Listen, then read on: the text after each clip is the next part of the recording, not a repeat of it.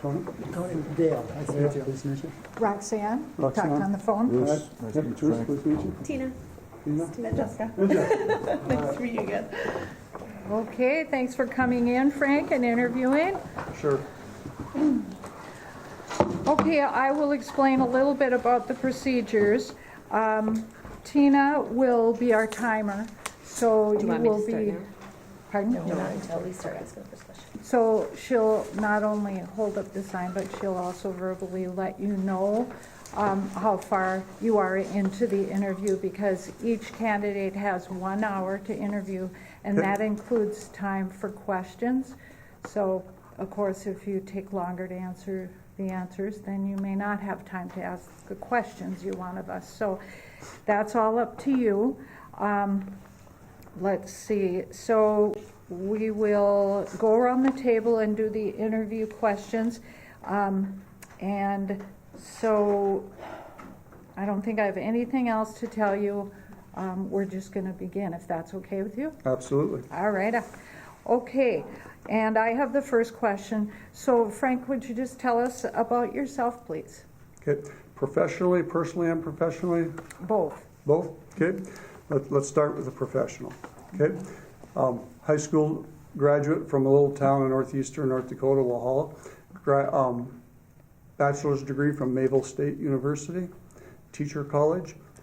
Graduate work, master's degree in special education from the University of North Dakota, specialist degree from the University of North Dakota with educational leadership, and PhD doctorate degree from the University of North Dakota with educational leadership.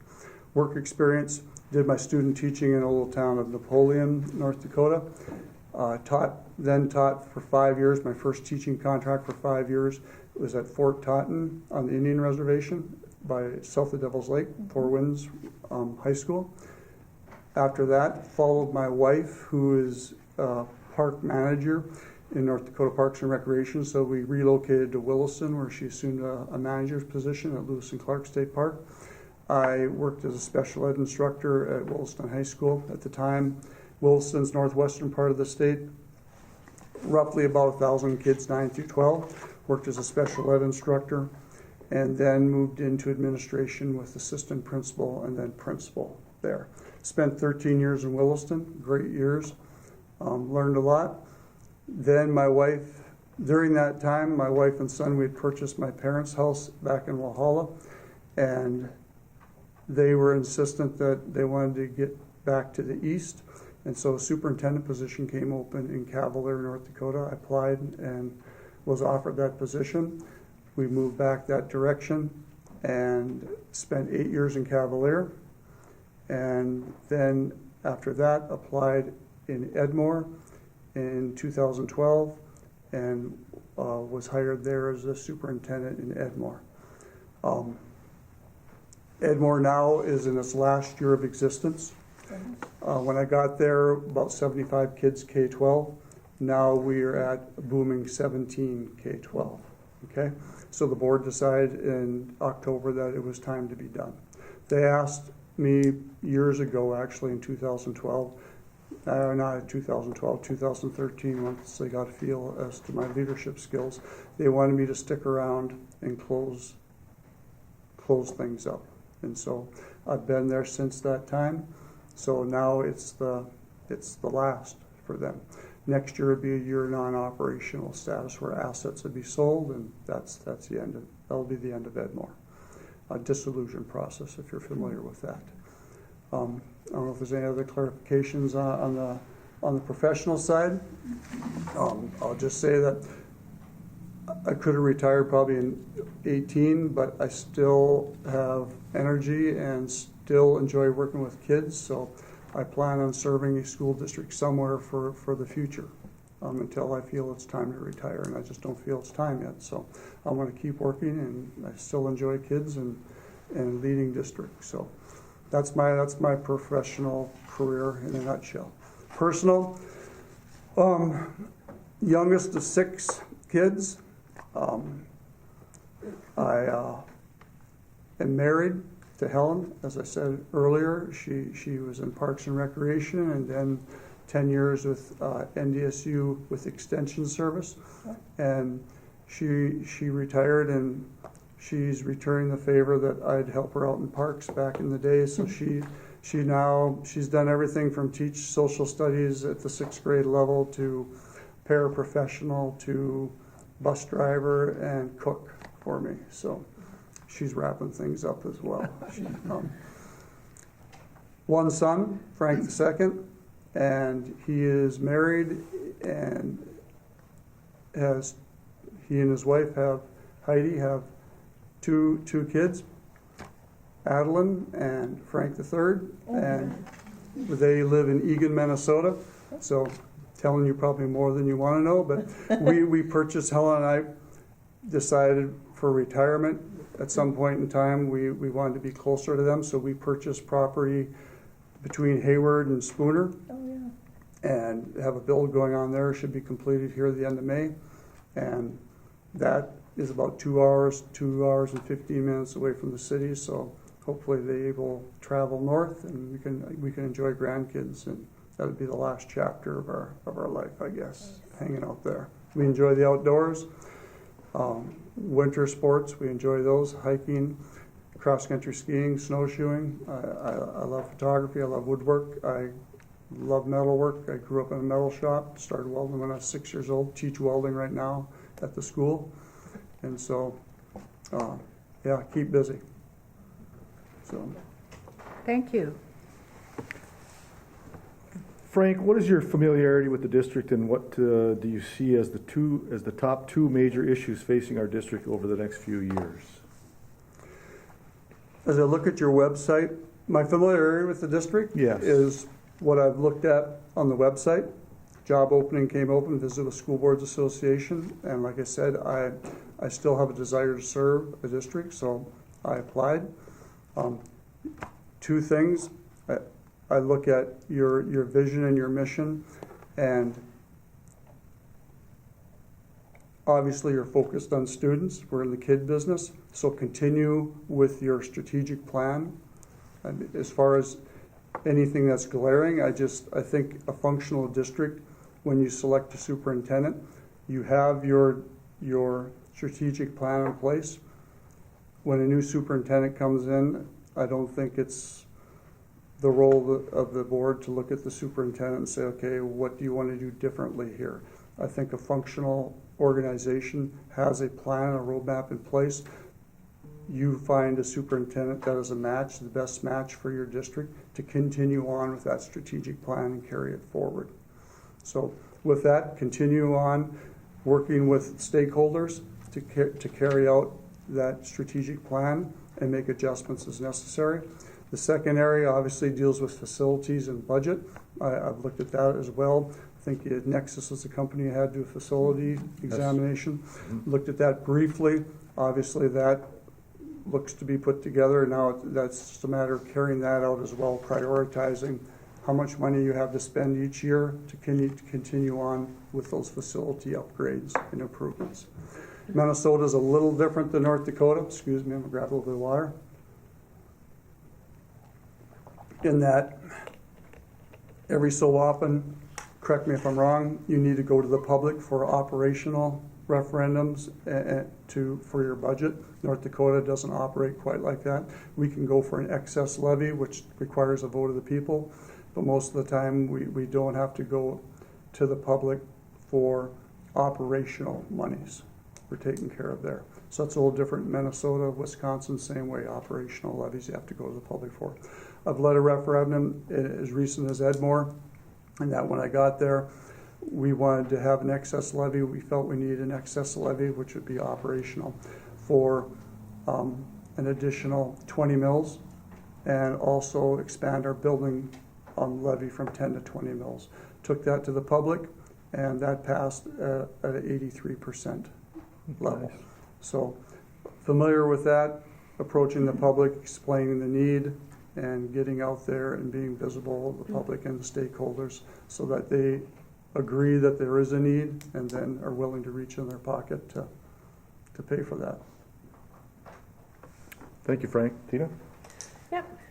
Are you familiar with the financial accounting system in the state and what it's used for? I've looked at your webpage once again and looked at the different categories, the funding groups, and slightly different than North Dakota, but I can say this, I'll backtrack. When I first got to Cavalier, they barely made payroll the year before, and so that was my first year as a superintendent, new superintendent. The board gave me the marching orders of, you need to fix this budget. And I did fix the budget. Within 3 years, we were definitely in the black, and within 5 years, we had built reserves, okay? So my point is, I dug into things and learned the budget quickly within that first year. And to answer your question, am I familiar specifically with Minnesota finance? No, but that would be one of my first priorities. I've looked at the site for administrators. There's a mentor. I serve as a mentor in North Dakota for new superintendents. Find it kind of ironic that I accept a position here. That'd be my first task, is to get a mentor quickly and dig into the finance end of things. And also, not only that, policies and Century Code or state law of Minnesota. I'm sure there's a lot of overlap, but there are differences that I need to be aware of and become familiar with. Thank you. So, I don't know if you know this or not, but we recently had our business manager resign. That's not good. And we agreed as a board to partner with CISO. Are you Okay. familiar with CISO? Yep, Regional Education Associations. For Yep. these services, and our payroll and benefits employee is relatively new as well. Okay. We do have that on site. That said, can you describe your knowledge and experience relating to school district finances and responsibilities? So just kind of build upon what you said. I can say that with my business manager, when I got to Edmore, when I first was at Cavalier, I had a business manager that actually she was from the same town I was. She was somewhat familiar with finance, probably 5 years as a business manager. We worked together on the budget. Obviously, we went through every line item to make sure we had a handle on things, and we had to make adjustments.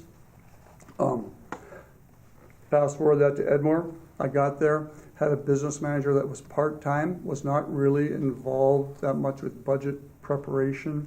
And so I worked with her extensively, and we worked as partners developing the budget and carrying it out monthly with expenses, et cetera, coding. So I'm familiar with that. To apply to this situation, you run things through your educational association now, your regional, your CISA.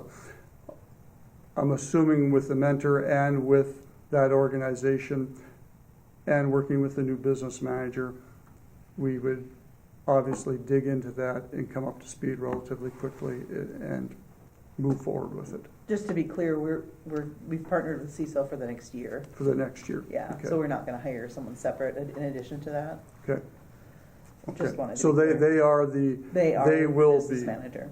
Okay, so what would be, is your present superintendent now, his role with that?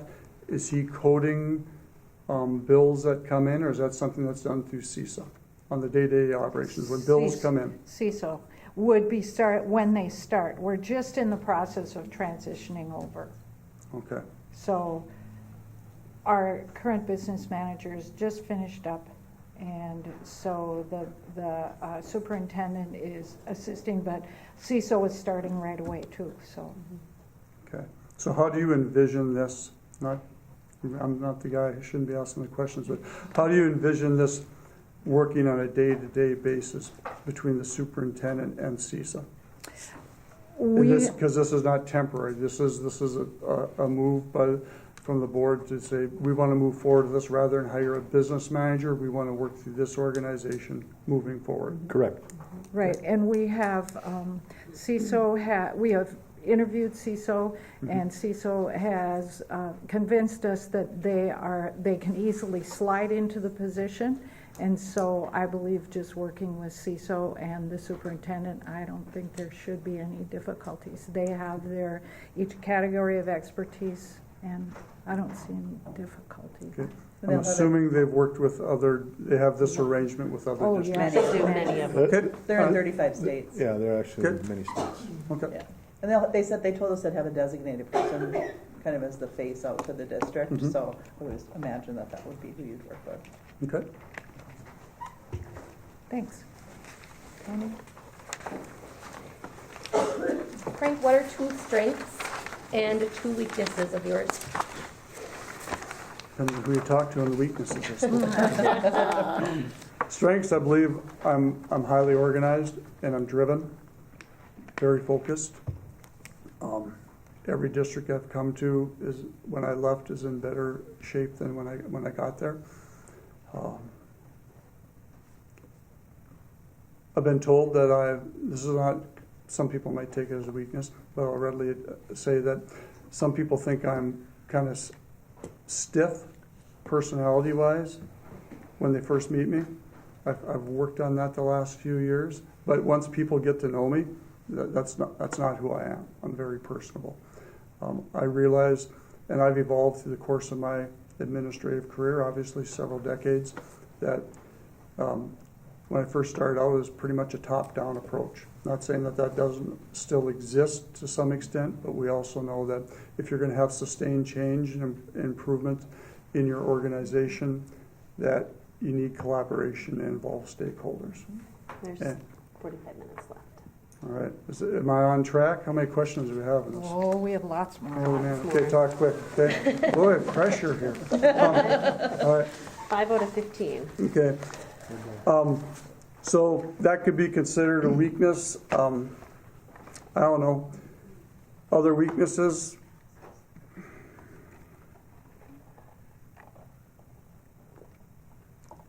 Maybe I focus too much and am too driven to some extent. And I've tried to find that balance because I've known that when you involve stakeholders, sometimes obviously you have to be a team member. And so I've had to find myself dialing back at just how fast I want to move an organization or move initiatives, right? Because you can only, sometimes you can upset the cart. Do you find that interfering in your listening skills? You know what I'm saying? I mean, if you're driven, are you also, but you're still listening? I seek first to understand, quoting Stephen Covey, then be understood, and I've worked at that my entire life. But I've found that early in my career, I would push, okay, and that did not always. I received compliance, but not necessarily buy-in early in my career, right? And so I've worked on that through the years, through the decades, and I feel I've found a balance with that. So I focus on listening, and I don't get me wrong, I still have to keep myself in check. Fair enough. Caleb? What is your experience with contract negotiations? Well, I heard in Minnesota, if it has a pulse, it belongs to a union. And that's true. Okay, in North Dakota, we're a right-to-work state, but we have associations, and depending on what district you go to, depends on how each culture is different, right? Some are highly, I'll call it, focused on the association; others are less, right? So, what is my familiarity?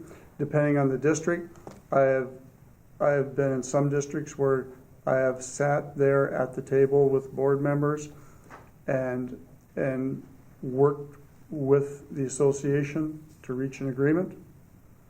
And I've also served in districts where I'm simply a resource and provide a resource for the board and for the association, the business manager and myself, the financials, etc., and serve just that as a resource.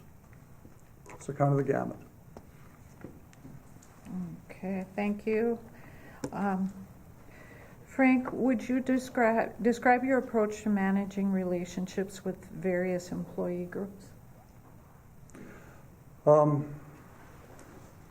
it comes to managing or leadership, I'd say I subscribed early on and still necessary is Hersey and Blanchard's situational leadership. Depending on the staff member with experience or the principal, obviously if I'm working and supervising a new principal, I probably have to be very hands-on and very directive, especially if they're a first-year principal, right? Someone who's a seasoned individual, less of the direct supervision and more of the guidance and the coaching. Obviously, you want to get to that coaching as quick as possible and coach people. So when it comes to relationships, once again, seek first to understand, but my role really as a superintendent is to coach. And that's everything from principals to staff to classified, find out where they're at and help grow them to be the best they can be. Thanks. Did I make up any time yet? You're doing good. Yeah, you're doing good. I'll let you know. Tell us about your experiences with managing school facilities / equipment and capital improvements projects. Okay. Well, as principal at Williston, I left when we were midway through doing a major construction project on that high school. So I was involved in the planning of that, working with architects, engineers. Cavalier, we built a sports complex or remodeled sports complex, so involved working with architects once again and contractors there, the day-to-day. And in Edmore, we've done numerous facility improvements, heating, new boilers, lighting systems. So involved once again with contracts, soliciting bids, and moving forward. When it comes to bond issues, have not been, as a superintendent, have not been involved directly with the bond aspect of that.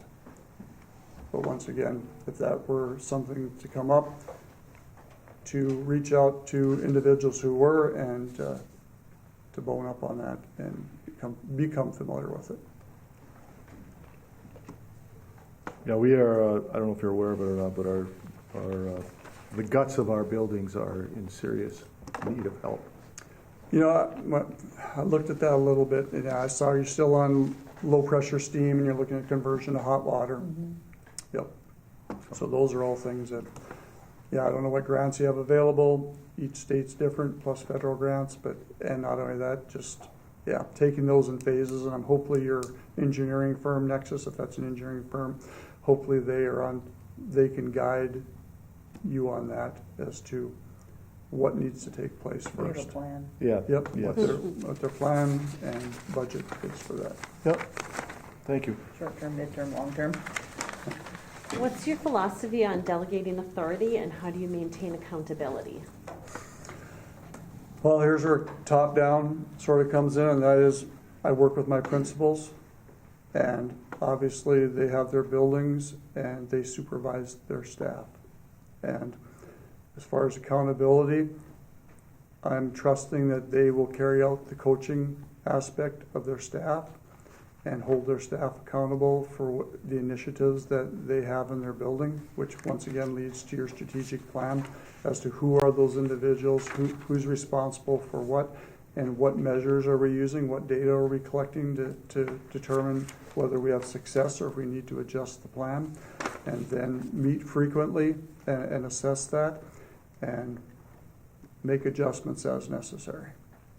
Does that overflow into maintenance and Sure. busing and food Yep. service? And Yep, I'm assuming you have food service person, your transportation director, and so they all have responsibilities, meeting with them frequently, finding out what resources they need to be successful, and then monitoring that and making sure it stays on task or on cue for timeline and completion.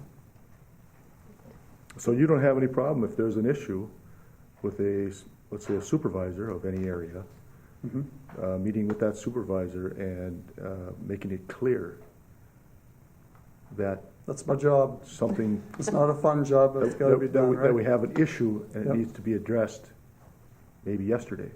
Your right? first name again? Bruce. Bruce, help me understand. We talked about this a month ago, and this was a goal. Is that correct? And Turn it around. talk to me we seem to be here right now. Help me understand what happened in this month's time. Frank, I'm sorry. It's busy, and I'm going to get to it. I understand that, but you said that a month ago, Bruce. Now, what do you need from me to make sure this gets done in the next few weeks? Is 2 weeks reasonable now? Because we've been down this road for a month. So what do you need from me to make sure this gets done in the next 2 weeks, because we can't continue to kick this can down the road. It needs to get completed. I'll take care of it, but I won't. Bruce, so in a week, I can come back, and what am I gonna see in a week? Hopefully you'll see that it's been taken care of. And if I don't see, what do you think are reasonable consequences for not getting that done, Bruce? As a school board member, you should let me go. Let me record that, Bruce. And now we're going to move on to Jessica's Thank question. you. I mean Tina's, thank you. I read that. This just took over. Oh, you did, okay. Yep. So what strategies have you used in your career for improving student achievement? Well, in the context of Edmore, well, in a larger context, Williston, we had tutoring programs. We looked at time for kids to focus to improve reading skills. Now scale that down to Edmore, 75 kids. The board was very agreeable that athletics were important, but academics were as important. And so in Edmore, we started pushing kids to, at the senior level, start taking dual credit classes. And for the last 10 years, most of my seniors would graduate with 18 college credits. We've also embraced Center for Distance Education because of the size for elective classes, which has given them a great opportunity to take additional courses. We've also embraced MTSS program, which has slotted out time each day, 15 minutes each day, for them to work on areas of need in reading and mathematics. We use a STAR 360 assessment. We give that monthly to see where their area of need is, and then use programs such as iExcel for them to work on during MTSS to build those skills in those deficit areas, which has led to improved achievement. It really has. We can show a growth pattern with every one of our kids, and the majority of our kids in Edmore now are high poverty. They don't come from great families. They don't do homework, and we take each of them, and they make improvement, significant gains. We've gotten kids that have come at the first grade that didn't know their alphabet, didn't know their colors, and within a year and a half, we had them at grade level with intensive services. Now, I'm not saying that can be replicated here because of your size, right, and resources, but we were able to do that being focused in Edmore. We were able to do that with all our kids. Great, thank you. Ready for the next one? What steps would you take to address low staff morale, and how would you foster a positive culture moving forward? I was waiting for that question to come up. Oh my God. Okay, early in my career, I interviewed at Dickinson, North Dakota, large school, and that question was asked. And the answer I gave, they took it out of context, but the paper ran with it. And what they took out of context was me saying, it's not my responsibility for staff morale, right? Front page of the paper. Oh, no. Anyway, so that's not my answer, all right? I believe each teacher's responsibility in the classroom and their desire is to make sure each student is successful and in making academic gains and in educating the whole child. And as a result of them helping that student be successful, that student feels good about themselves, and they develop a great self-worth and self-morale, right?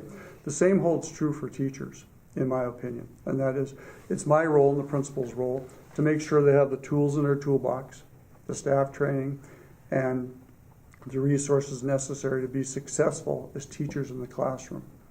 And that cumulative attitude of the teachers leads to a culture of success and a culture of high morale in a building when people realize and can see through the data and through their experience that they are successful in reaching children, and they know they are doing a good job with kids and making a difference in their lives. Okay, what do you see as the role of the school board versus the role of the superintendent? Are you talking about my job, your job? Right. Okay. It's I don't think Century Code varies drastically on this from state to state, crossing the river. The role of the board is to hire and fire licensed staff, to adopt policy and approve budgets. They hire a superintendent to carry out the day-to-day operations of the organization. So our relationship is that you, through this process, will find what you believe is the best match for your school district, that person to lead the day-to-day operations of the school. You then work together to carry that out. And you act as the liaison from the public to let me know as to what is going on out there, what you're hearing, so that I can then address it in the school and vice versa. If something happens in the building, I would expect my principals to let me know so that I can let you know that you're not blindsided out in the community. 30 minutes. All right. So you're not blindsided out in the community. Through the evaluation process, if you feel I'm not doing my job, you'd let me know that. And I'll just be upfront with you.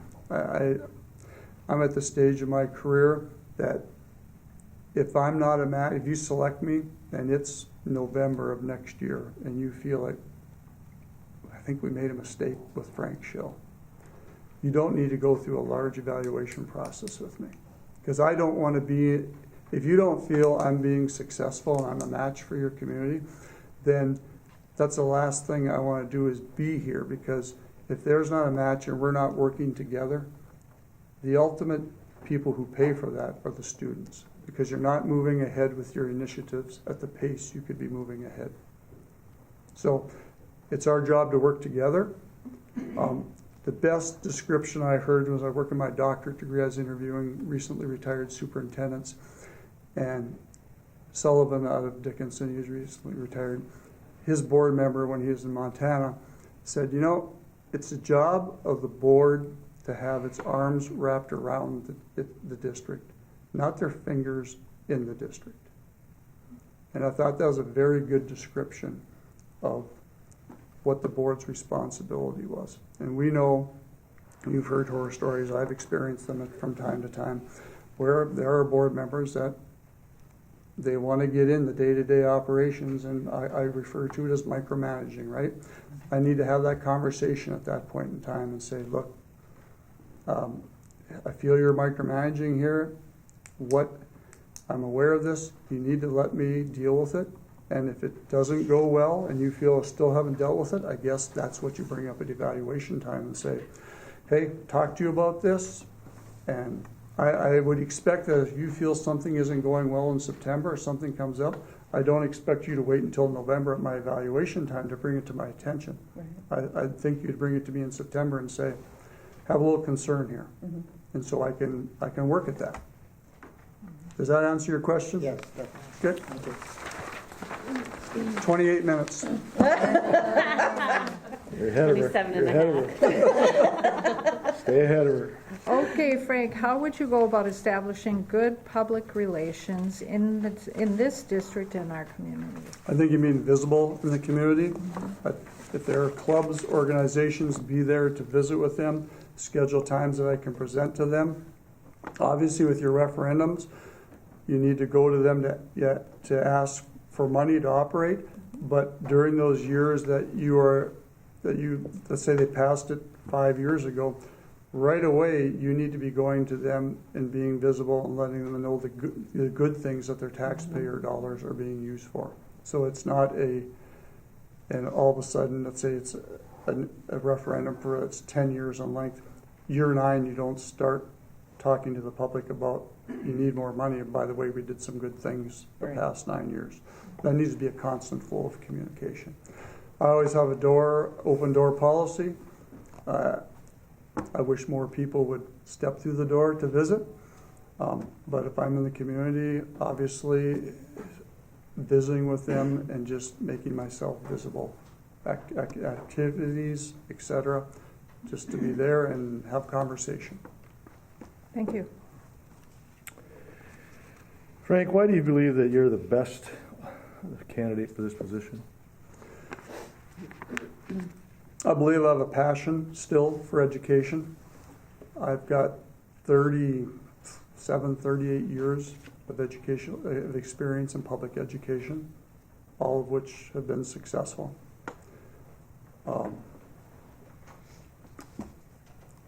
I've been a lifelong learner, earning my doctorate as recent as 2019. And I just think I've made numerous mistakes through my career that if you go with a young person, you get to experience them making those mistakes. I've made them and learned along the way. So with that comes a little bit of wisdom. And I just think those come with value, and they can't be replaced by a younger person. And so even though you may have, I'm sure, two things, I'll spend a little time on that. If I'm a board member, if I'm you looking at me, you're saying, okay, North Dakota, not familiar with Minnesota, and my answer is I'm a quick learner. And a lot of those skills obviously will transfer quickly to Minnesota. Second thing is, Frank, you have gray hair. How long are you going to stay with us? I plan on being somewhere for at least 3 to 5 years, at least. And we know that superintendent turnover in the United States is about every 2.75 years. That's what the average is nationwide. So I plan on being there longer than that and making positive change wherever I'm at. So there's no doubt, I'm quite confident that if selected for this position, when I do decide to call it quits, this district will be in a better position as a result of me being here. Thank you. Do you have any questions for the board? We through them already? Yeah. Oh, I could have spent more time on some of these. All right. Question for each board member. Boy. Like, oh boy. It's Friday night, Frank. Be nice. What is one thing that is a priority for you in year one, In year one, in this first year, if accepted for this position? What is a priority? What do you see as a priority for this district? obviously the quick learning of everything we need to jump into. Okay. Working together so we can help you succeed. Okay. And just ensuring that all of our kids are getting that fair, equal shot that they deserve. Okay. All right. I guess probably managing the financial side of it, Mhm. especially with the switch to CISO, managing the business manager Okay. duties, Okay. and the referendum. Okay. And when is a referendum up? August August 13th. is The vote is August 13th. Yep. The vote is August. Very soon. very soon. And can I ask what that, real quickly, is operational referendum? It's A lot upgraded of facilities. Facilities? How much legwork has been done to this point in time? We've been working with Nexus, and we have all of the plans in place. We're going to do a videotape May 8th and 9th, and then we're going to start getting the word out right after that. So the legwork is just beginning. So the Is it- plans are in place, the legwork is starting. How much time do I have left? 22 minutes. Okay. I just want to say that we have met with community members. It was around 50 people. We all turned in names for Nexus, and Nexus did meet with all those people, and the community helped Community knows what you- determine what they What want us to needs go were- after what for the the priorities referendum. Through Yeah. survey. Yeah. So with a lot of work has been just so I done. get my head wrapped around this, with referendums, does the process usually start, when does the process usually start? Well, this With process Solsing. started A year ago. over a year ago Yeah. with Nexus. But you're Getting just, the plans together. Right now, what we're doing is we're getting the public's, we just voted, like, there's timeframes in Minnesota for requirements for notifying when you're gonna have a vote and all Yep, that kind of yep. stuff. So we are complying with all those timeframes. So having filed to say that we are going to put a referendum out to vote on August 13th now has allowed us to be in a position now to go out and start to share with the community and get community buy-in. so Century Code, state law sets that timeline for you. Yes. Yes. Okay, good, all right. So we've got a PowerPoint presentation from Nexus, and we've got a subcommittee of the board that's gonna go out and start sharing. We've identified, community groups and boards that we're going to go get on agendas and start meeting with and proposing and sharing all the information. So what I'm hearing from you is, so whoever is selected for this position, July 1, it's go time. Yep, Yeah, you Hit better have the your ground sneakers running. on, for sure. Okay, get ready for the 4th of July Knocking on parade. doors. We're having a float. here we go. Red, white, and blue. That's right, and purple and gold. All Yep. right, all right. And for me, I mean, the referendum absolutely is a very big thing. The other thing that is important to me has to do with management of all groups of our staff, of our students, and really to have a good relationship with the board. And by that, I don't mean, I mean, being able to say things like you said in terms of, if we're micromanaging, I need you to say we're micromanaging. I guess it sounds like you know what your role is in that aspect, but yes, to be able to be straightforward with everyone. Okay, that's fair. Bruce? Frank, mine would be the referendum for sure. That would take care of a lot of our physical problems. Other than that, it would be smaller class sizes and some relief for our teachers. Okay. What are class sizes? I mean, it varies from high school to elementary. Yes. Anyone have Yeah. that as far as rough number? I would say average in the elementary school is what, probably 23, 24? Average. In your lowers as well, like K through 3, No. is it 23, 24? No. You have those in the teens? 18 to 18? 20, probably, I would say, right now. Okay, Kindergarten's at 23, I believe. okay. High Each school, classes? anything past 30 in high school?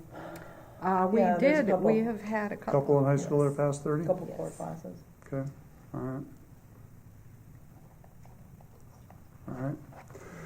Tina. Tina, I think I have. a Timer few- Tina. Yeah, timer Tina. I have a few items, I guess, that I was looking for is somebody that can do contract negotiations. Next year, teachers' contracts will be coming up, so we need somebody that's strong on that aspect. Also, as everybody said, the referendum, because we know that's going to be as soon as somebody comes in the door. And then finance, with moving from having it in-house to outsourcing it to CISO, that's a big one too, being able to work with them. And just being able to work and communicate freely with the staff here as well. Okay. When it comes to contract negotiations, what typically happens? Are they on a 2-year contract, staff? Yes. Yep. So what has happened in the past? Whose job is what? I haven't been to them in the past. We have subcommittees of but the yeah. board for each union, each negotiating group, Okay, and the superintendent participates. okay. Participates as a Leads. negotiator, as a Leads, yeah. source. No, the superintendent kind of leads. Leads it, yeah. And then the board members are in assistance to that. Okay, okay. All right, Jessica. Jessica. So my priority would obviously be the referendum because, I mean, I went to high school here and not much has changed and we need some changes. My other probably biggest priority is culture. Because I agree with you in the top-down mentality, not only from a leadership perspective, but I also think that when the teachers are unhappy, the parents are gonna be unhappy, the students are gonna be unhappy, okay? We need to do something about the culture in our school and to make our teachers happier. Nobody ever said work was gonna be fun, right? But it could be a little bit better. People shouldn't be afraid to come out of their classrooms to eat lunch because they're afraid of being seen with the wrong person or talking to the wrong person, or I just can't stand that kind of crap. So I think working on the culture is going to be a big endeavor for you in the first year if you were hired for this position. Okay.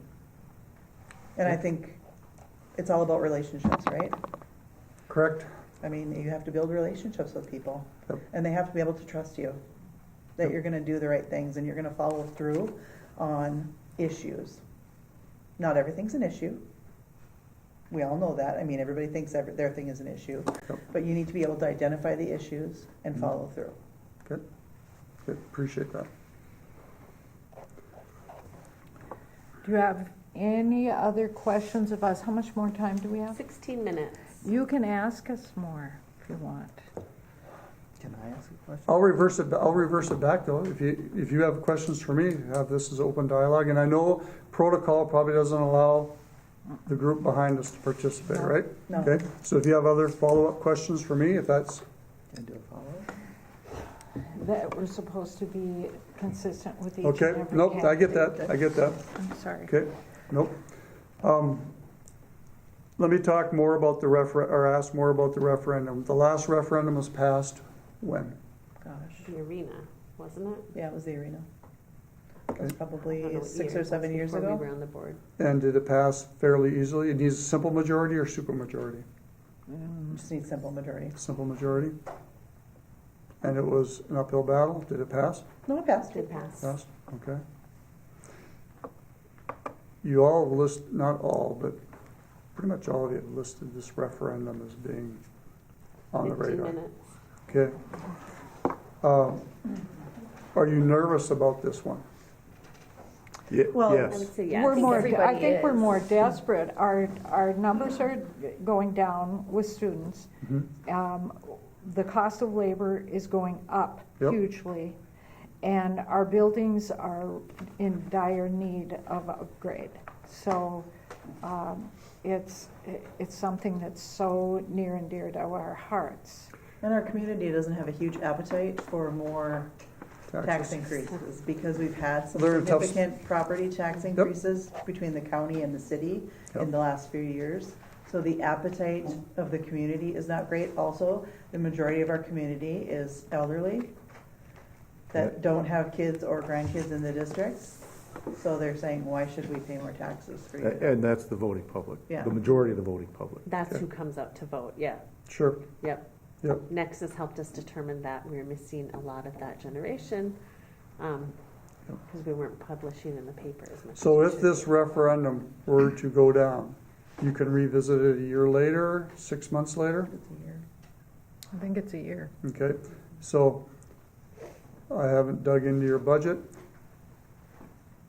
If it doesn't pass, do you have enough in reserves that you don't have to make any drastic changes to run a balanced budget? You Yes. can- Yeah. We You do. can get by We're just on looking at like maintaining the building, facilities as needed.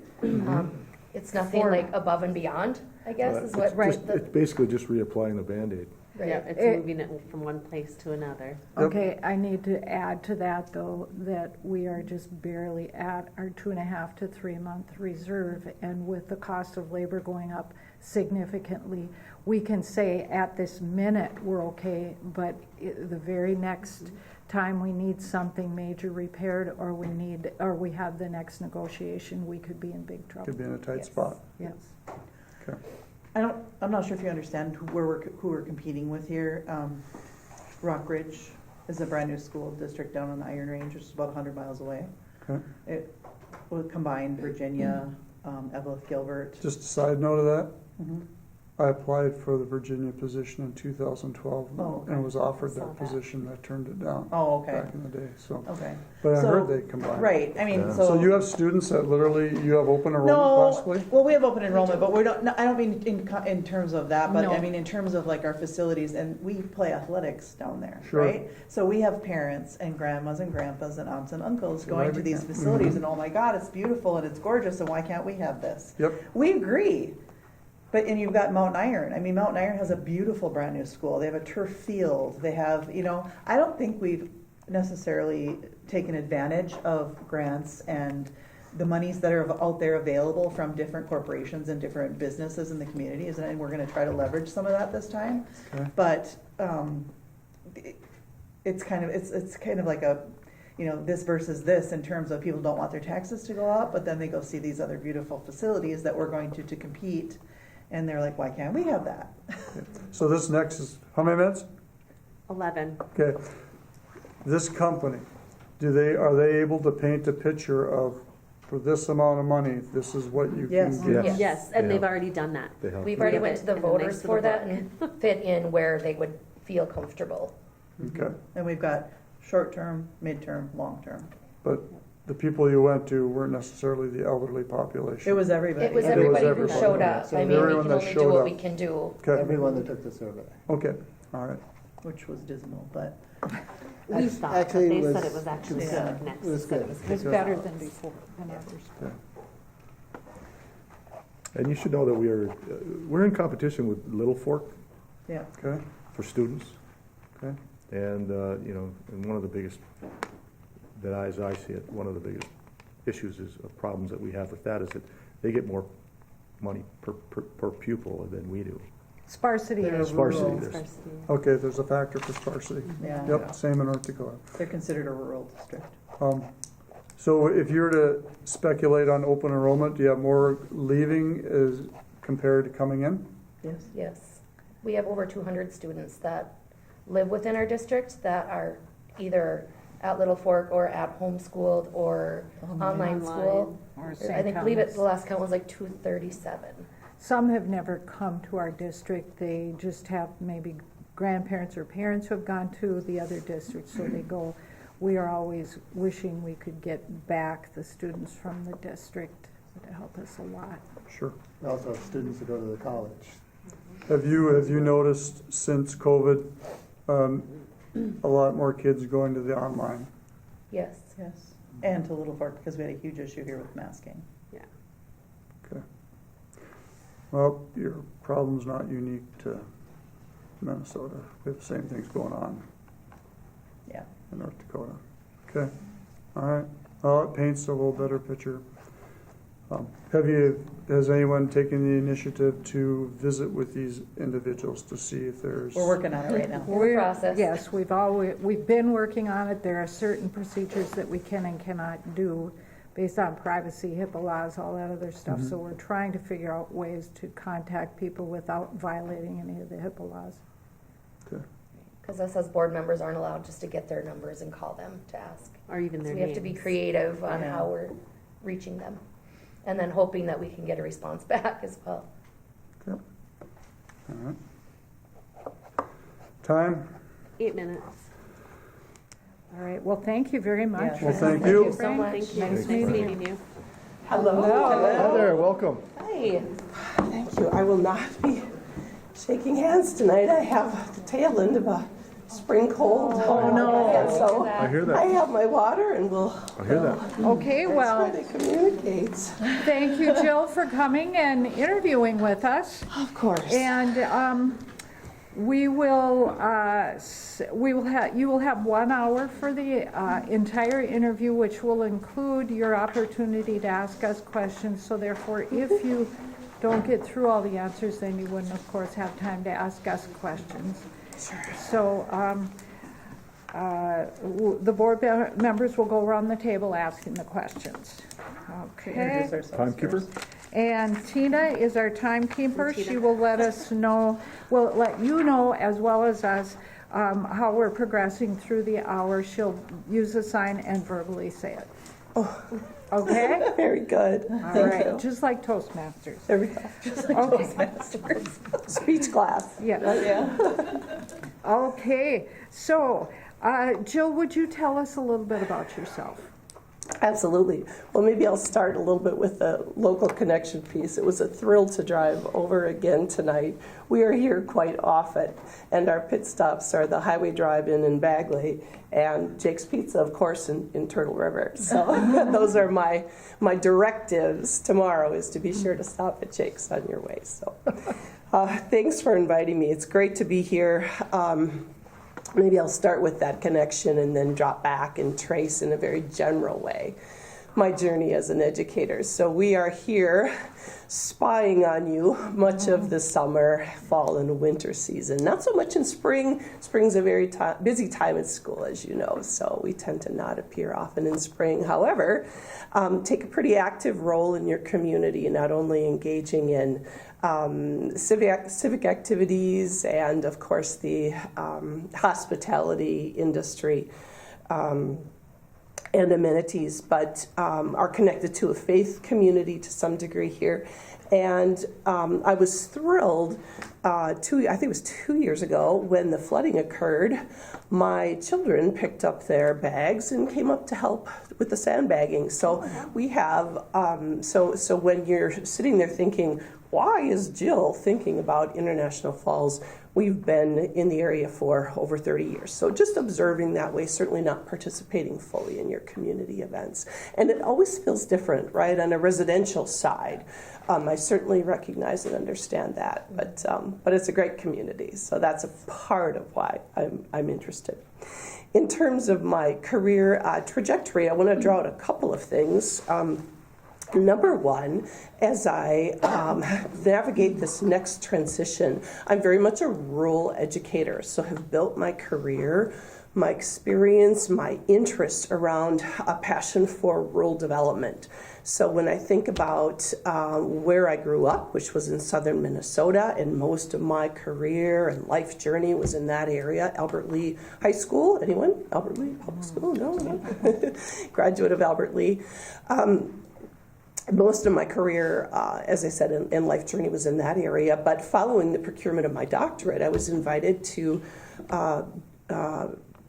assume the superintendent's position in New Rockford, Cheyenne, and it has been an amazing journey. It's been wonderful. I'm in a place now where all but one of my children has graduated from New Rockford Cheyenne High School. My youngest will be a senior. He's not entirely thrilled about something different, but he's okay with it. He loves the outdoors, so of course that's definitely a draw for him. And as I stated a moment ago, I think that journey demonstrates a commitment to rural education, rural leadership.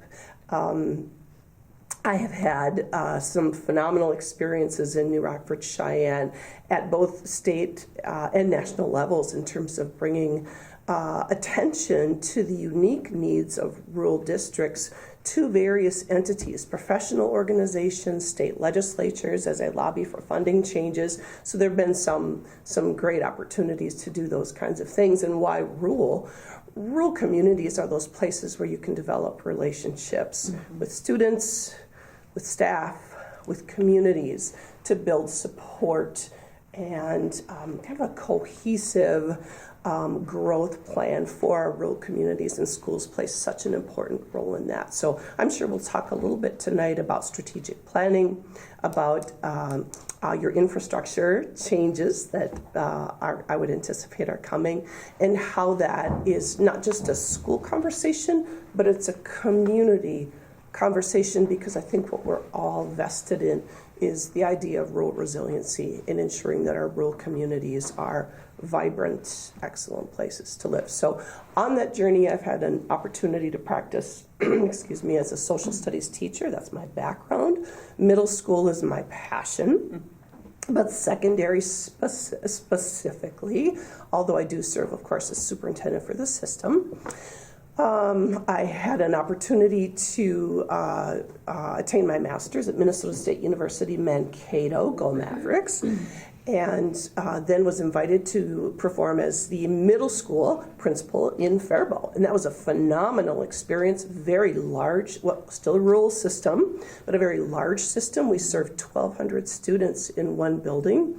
At that time in Minnesota, it was a very difficult financial time, the end of the 90s, close of the 90s. And we learned a lot, but the district ran 4 failed operating levies in a row. So we were cutting year after year, and really forced me, though, as a young and emerging leader, to really understand the importance of strategic planning and how decisions in difficult financial times are made relative to the strategic direction of the district or organization. So in those times, you kind of take away those meaningful experiences that serve you in the future. We were staffing at that time middle school sections of over 40 students. So again, not necessarily the best way to serve public students. I had an opportunity through my partnerships actually in Faribault to spend 1 year as a fixed term professor, which is a 1-year assignment at Mankato State University on a research project that began in my building the year prior. So that was really fun. We were looking at academic achievements and gains in specifically the area of math when we single sectioned boys versus girls to see if it made a difference. So that was really fun. Had a chance to present our findings at several conferences that year nationally. So following that assignment, I returned to school to secure my doctoral degree, which is through the University of Minnesota St. Mary's in Minneapolis. And once that was achieved, ABD, all but the dissertation, I was invited to join the team in New Rockford, Cheyenne. And as I said, and as is detailed in my resume, it's been an amazing experience. My board has been very gracious about not only allowing us to be creative and innovative, and I certainly hope that's a theme that you're hearing when you talk to my references or community members. We've been allowed to push the envelope in terms of looking at innovative strategies to address student needs, and that's the key. I'm a leader who is laser focused on student needs, and what are they? How do we identify them? If we're not sure what they are, how do we create instruments, evaluative tools to identify what that looks like alongside our community to ensure, again, dialing back to that idea of resiliency and success in our communities and engagement with our communities. They are tremendous partners in our work. So, Thank you. yes, of course. Hello, Joe. Hi. I'm Bruce. Hi, Bruce. Thank you for coming. Of course. Jill, what is your familiarity with the district, and what do you see as the top two major issues facing our district over the next few years? Yeah, I took a little look at that, both at a kind of a more global level and a more granular level in terms of your student data related to the MCA, right? And there are some needs there related to science specifically. There are some needs perhaps related to incentivizing attendance meters, specifically on the elementary side. So I think that's something that's worthy of conversation. I took a little bit broader look in terms of looking at the community from a capacity building lens. Coochin County conducted a housing survey in 2019 that suggested there were some gaps there. So that I think when we look at inviting families into joining us as a part of the community and as a part of the school conversation, we need to be looking at all those meters, so affordable housing for families in the community and aligned services for families who need support, specifically in diverse areas. In terms of facility assessment, I've had an opportunity to read your Nexus Solutions document as well. And I would suggest, again, based on external feedback regarding that document, the development of a communication plan and I'll call it a strategic outline regarding how you plan to progress with that and fund it, how the funding alignment and what that looks like in terms of public and private partnership, funding partnerships, I think would be one of the first conversations. A very aggressive plan, very detailed. It speaks to not only infrastructure, technology, instructional delivery models, but simply overall efficiency as well in many of your sites. Thank you. You're welcome. I'm next, I guess. Are you familiar with the financial accounting system used in the state and what it's used for? I'm not as familiar with the Minnesota financial accounting system. I have done some research on that based on some legislative models that are out there to find out what legislators are learning about the system. So I have seen it externally. It's very similar to what we're using in North Dakota in terms of how we budget. We practice zero-based budgeting. I'm not sure specifically what philosophy you come from as you develop your budget, but that system is grounded in an alignment with our strategic plan. It's contingent upon many of the same funding factors that you see here, consolidated dollars, property tax dollars, general fund dollars. We rely very heavily on targeted dollars that appropriate finances for specific programming, rural transportation, special education. Those things I think are very similar between between our two states. So, but I will add, because I mentioned this, when we're thinking about the idea of innovation, I do feel I have a very strong history and track record with grant writing. So when we're thinking about doing things that are different, that are unique, that are somewhat risk-worthy, we lean very heavily into grant writing. And I do see on the Department of Education website, Minnesota MDE, that you have many opportunities in that area as well. So. Okay. Thank you. I'm Jessica. Hi, nice Jessica. to meet you. So I'm not sure if you know this or not, but we recently lost our business manager. And I'm out the door. But recently, I will tell you, we have a plan. We partnered with CISO. Are you familiar with CISO? I'm not. Okay, it's a kind of a corporate partner that does the services of a business manager, provides services, and they're in over Outsourced. they're in 35 states, so they do it for a lot of different organizations. So our payroll and benefits employee is fairly new, picking up quick, but fairly new.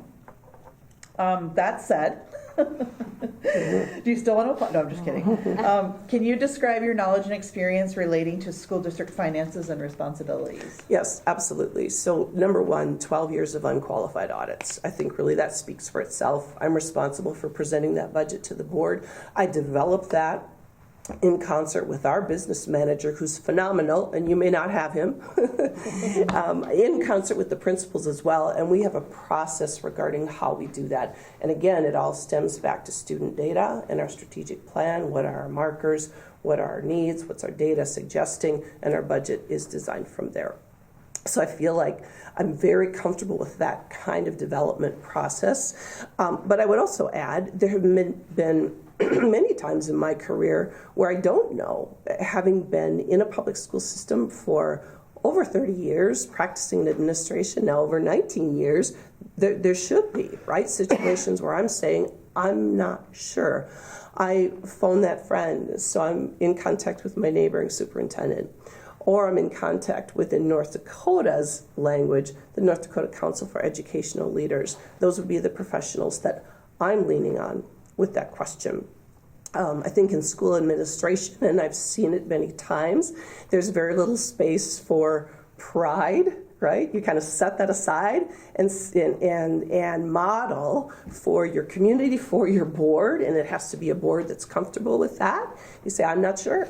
I'm not sure about that, but I'm going to find out who to get that answer from. So a part of that conversation may reside in, or that topic may reside in a conversation about support from this organization, And they or have committed to providing us with the person, like a phased-out person. So right, and so school side, maybe a modified mentorship with a neighboring superintendent potentially, who is very gifted in school finance, to make sure that the procedures are correct, that the audits are on target.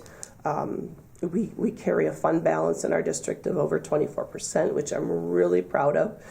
We do not exercise our full excess levies, and our community appreciates that. We're very transparent with our financial information, which you are as well. I have looked at that. Not all districts in North Dakota are, maybe all in Minnesota are, but we post our full board agenda, our full packet, on our Facebook page, our website. We want our public fully engaged in understanding what we do and asking questions so that they are confident in the financial business of the district.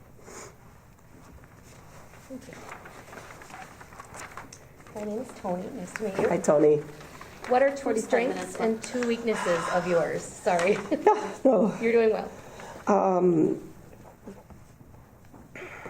So two strengths. We were just talking about one. I think a strength would be finance, and in the area of detail, understanding that the financial bedrock within the district is what supports all of the innovative programming we're doing. So even though my next comment is going to be innovation and creating space for innovation, that can't happen unless your constituents, your stakeholders, your staff, and your students are confident that the lights will come on and the bills will be paid, and that data that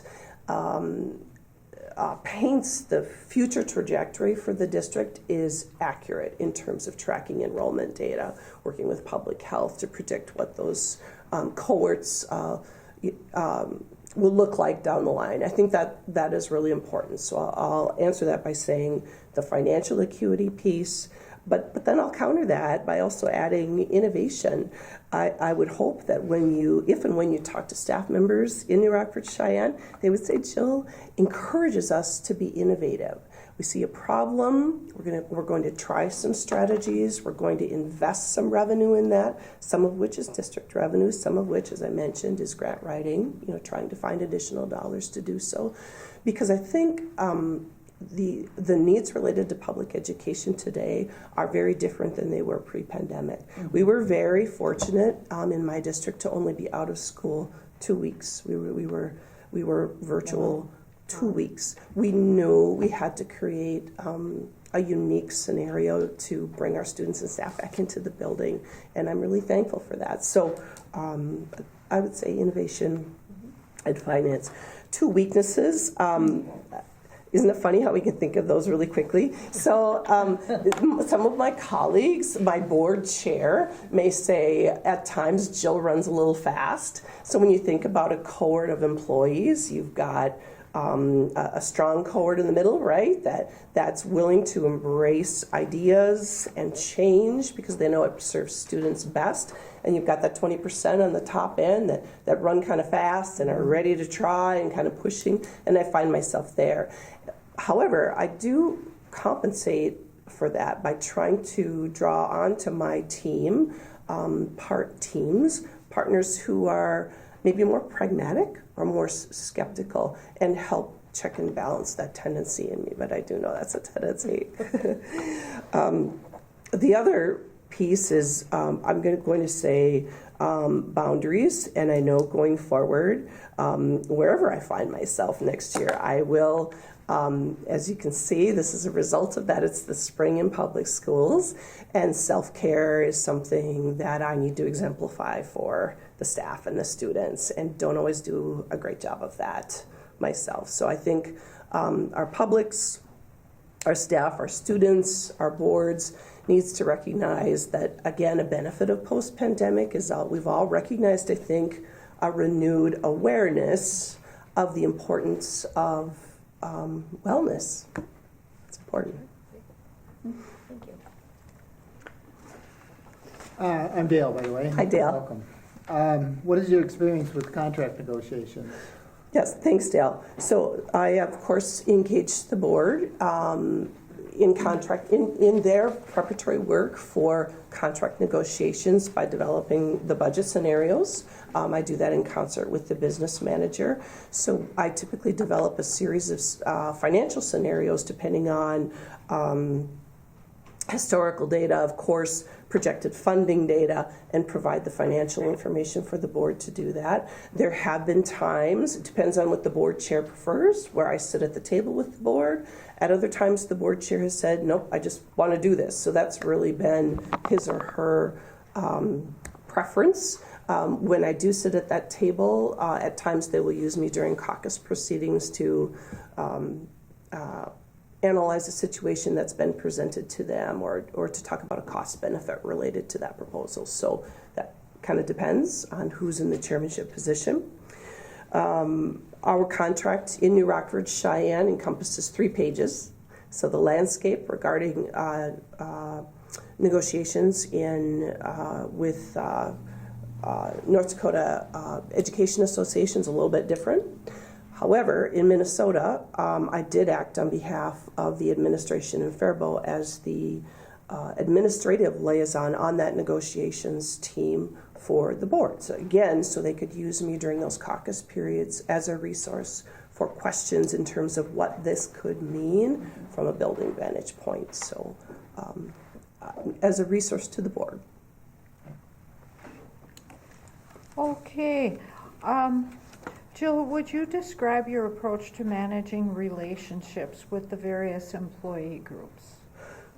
Absolutely. So, I'm kind of rethinking my comments regarding Section 5. Question 5, there are very things we do in New Rockford Cheyenne that are not a part of a committee composition in some way. That said, we try to be very effective and efficient in our work. I believe we have 12 or 13 committees that are designated by the board. For a district of that size, that's quite robust.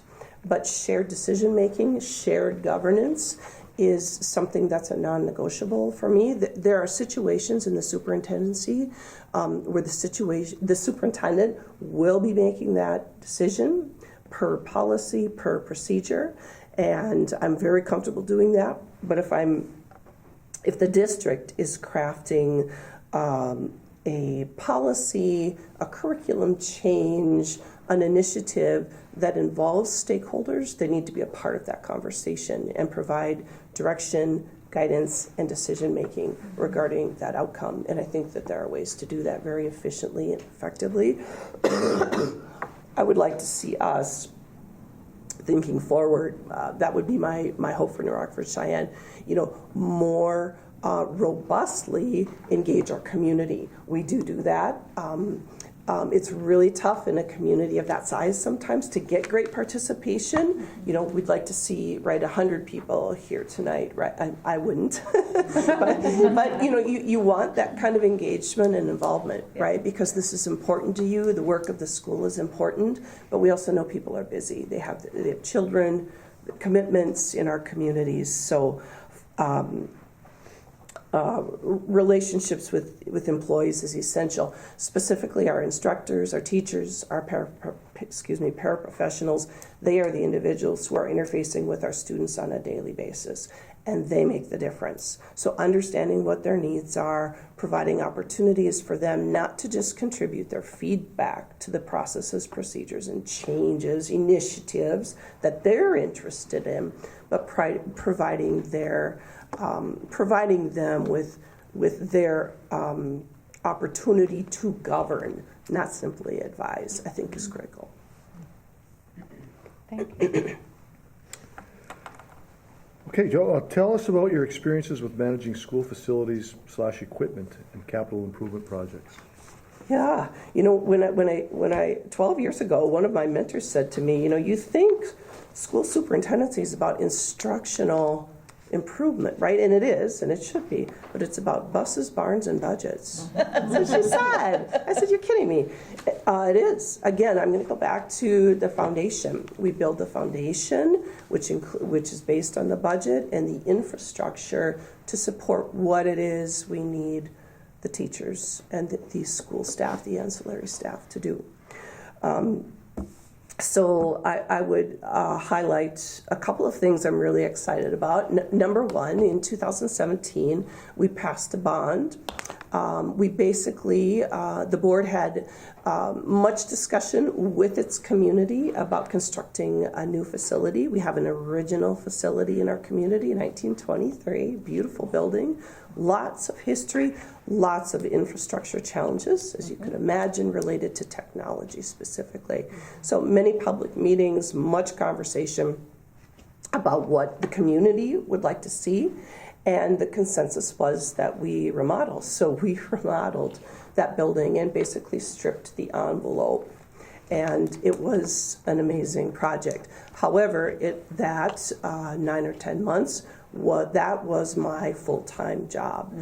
We did have a construction manager, but every day there were issues that needed attention, perhaps consultation with the board if that was appropriate. Perhaps it was simply consultation with the construction manager to provide direction or insight. At times it was the supervision of the construction staff on our campus, which was not always comfortable. But it's so very excited about that. That is one thing I certainly, of many, but I will celebrate is we had a very, very strong community support. We passed that bond at 68%. So, and why did that happen? Not necessarily why you would think. And again, this is community responsiveness. So preparing to go out for that and communicate with our constituency groups. We had beautiful PowerPoints, we had beautiful slide decks, everything was posted. And what the Legion wanted to they wanted to see me. They just wanted to see me and ask a few questions. Didn't want to see the PowerPoint. The Eagles just wanted that touch point. So, so it was really interesting how that played out. So I made it a mission of mine for those 3-4 months to connect with as many small groups as I could. And that's what I believe in part. That's what made the difference. People wanted that opportunity to ask a personal question that they were perhaps fearful to ask in a large group. So that's one. The other I'm super excited about, we'll not see the end of that, but 2 years ago we created a New Rockford Cheyenne School Foundation. And the foundation, of which I advise, it's a governing board of 5 individuals. We are constructing a new second gymnasium, and we're completely fundraising for that. Wow. So it's a multi-million-dollar project on our campus. The foundation has rented the space from the school district. That rental agreement was just approved 2 months ago. And we have engaged a professional fundraiser who works alongside myself, several community members, and we believe we'll have those funds raised. The district will by December and be in the ground next spring to fully fund that facility. So when I talk about looking, thinking outside the box regarding donors, gifts, bequests, looking to alumni who want a place to give, want something to give to because of how they felt about our school system. That's been an amazing journey for me. So those two. What is your philosophy on delegating authority, and how do you maintain accountability?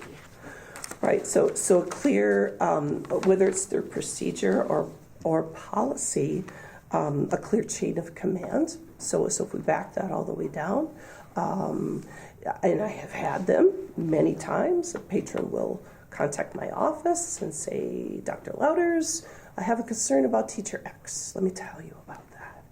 And I'm going to listen, but my first statement will be, have you talked with this instructor? And 9 times out of 10, that answer is, no, I haven't. I just want, well, let's talk again once you do. So it's thinking really about who has the solution to the issue or concern that's being presented to you, right? Who owns that solution? And involving that individual or that group of individuals in that solution. It may be an instructor in the classroom, it may be one of your administrators, it may be other personnel, or perhaps the board. So I think that's important to recognize. Delegating authority is clearly defined in job description. So it's essential, number one. I don't want to assume that, but I'm assuming that clear job descriptions are in place so that employees, your superintendent, your board understands what their role is in the process of developing educational programming. I think that's essential as well. The evaluation process, we are a Kim Marshall School District. That's the model that we use for evaluation. The board uses a different evaluation model, of course, for me. And it clearly articulates the competencies that are expected, and it's a very growth-based model. So it's not a model that dwells in what isn't. We talk about strengths. We talk about developing those strengths. If there are performance deficiencies, the district's responsibility is to provide supports to correct those deficiencies. So it's a very strength-based model. Is that for all employees? It is for all employees, yes. Yep. Thank you. 30 minutes left. So what strategies have you used for improving student achievement? Yeah, that's a good question. I saw that one coming. So first off, we're looking at our scope and sequence, our curriculum. So, well, we begin with looking at our data, which we're all doing, right? We're all looking at our student data. The board is informed of our data, our staff as well, including our support staff. We're looking at scope and sequence and reflecting on where scope and sequence might not be meeting the needs of the students. Again, we're looking at research. I have had the good fortune of always being able to partner with a research organization. Currently, that's Mayville State University and the University of North Dakota. And they kind of provide that lens for us and that challenge for us when we see areas of concern or struggle. So that operates, serves us in a couple of ways. Number one, it's a pipeline for teachers, right? Always looking for teachers and to develop those relationships with potential teaching candidates early in their teaching career is a great thing. But we also provide them for their faculty a research site, right? For them to come to us through board policy and utilize our student data, our instructional practices to assess how we're doing and provide recommendations based on the research they're doing. So it's really a kind of a cool symbiotic relationship mirrored much on what we were doing in Faribault with Mankato State. Thank you. Jill, what steps would you take to address low staff morale, and how would you foster a positive culture moving forward?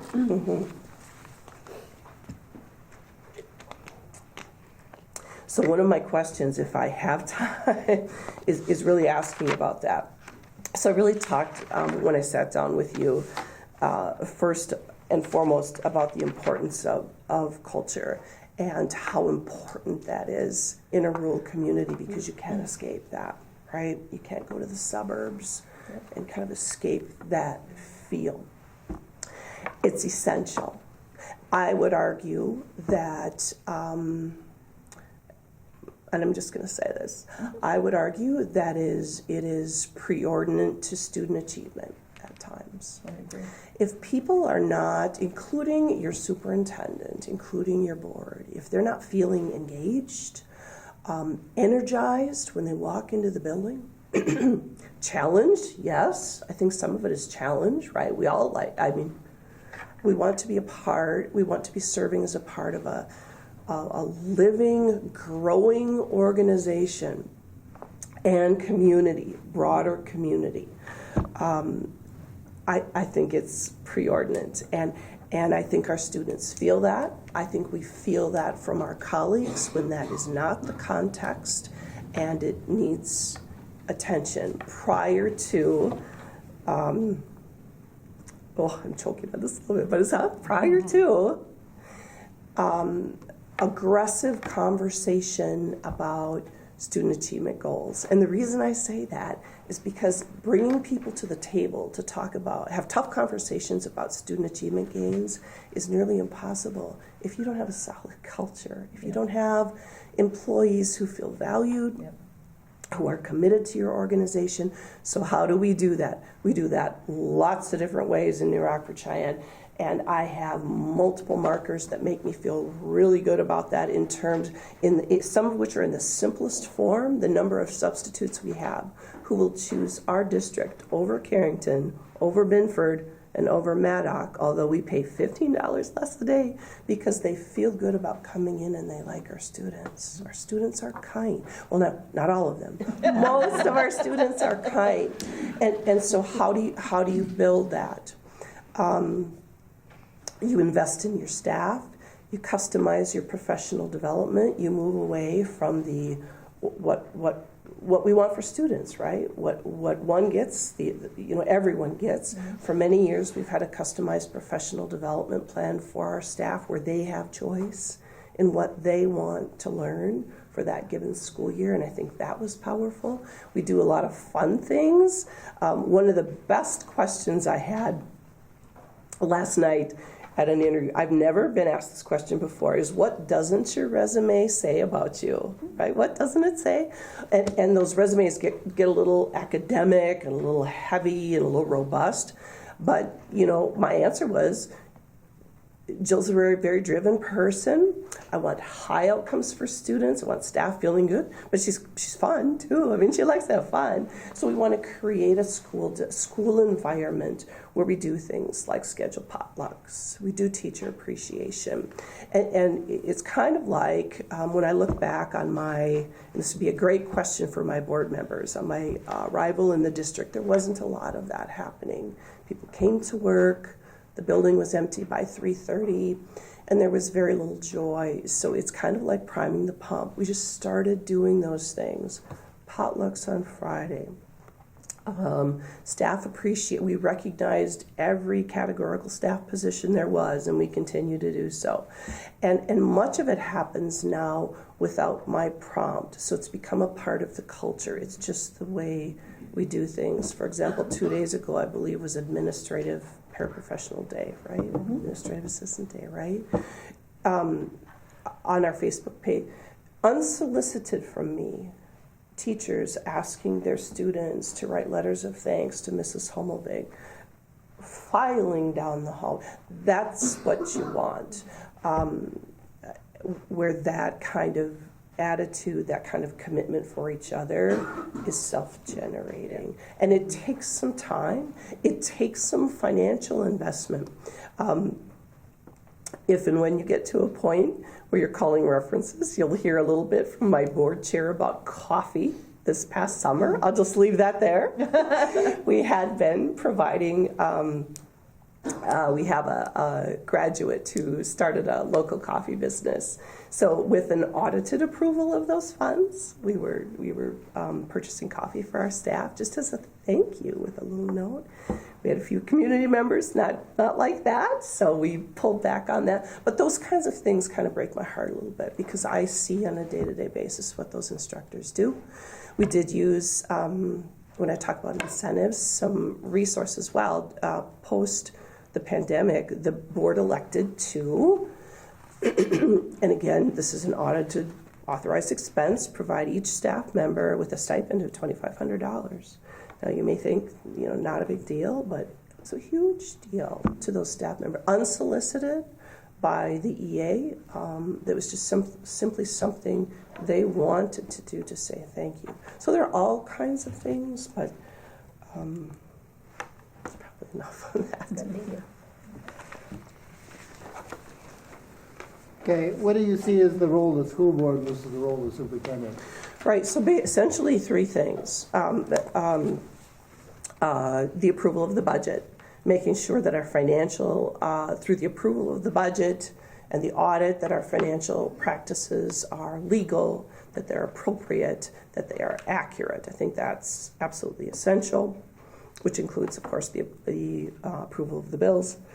The approval of, development of, alongside the superintendent and any aligned committees that are involved, the approval of board policy that reflects the direction the board would like to see for the school district, and then finally the evaluation of the superintendent.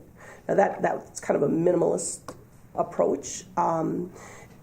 Many of the references I provided for you are and certainly call my current chair, he's wonderful, he's new in the role, but they're former chairs. I do consider the board chair one of my close personal friends in terms of accessing their feedback. I recognize as a school district leader, I am not always fortunate enough to hear from constituents with complete transparency. So I do lean on board members to actively communicate that.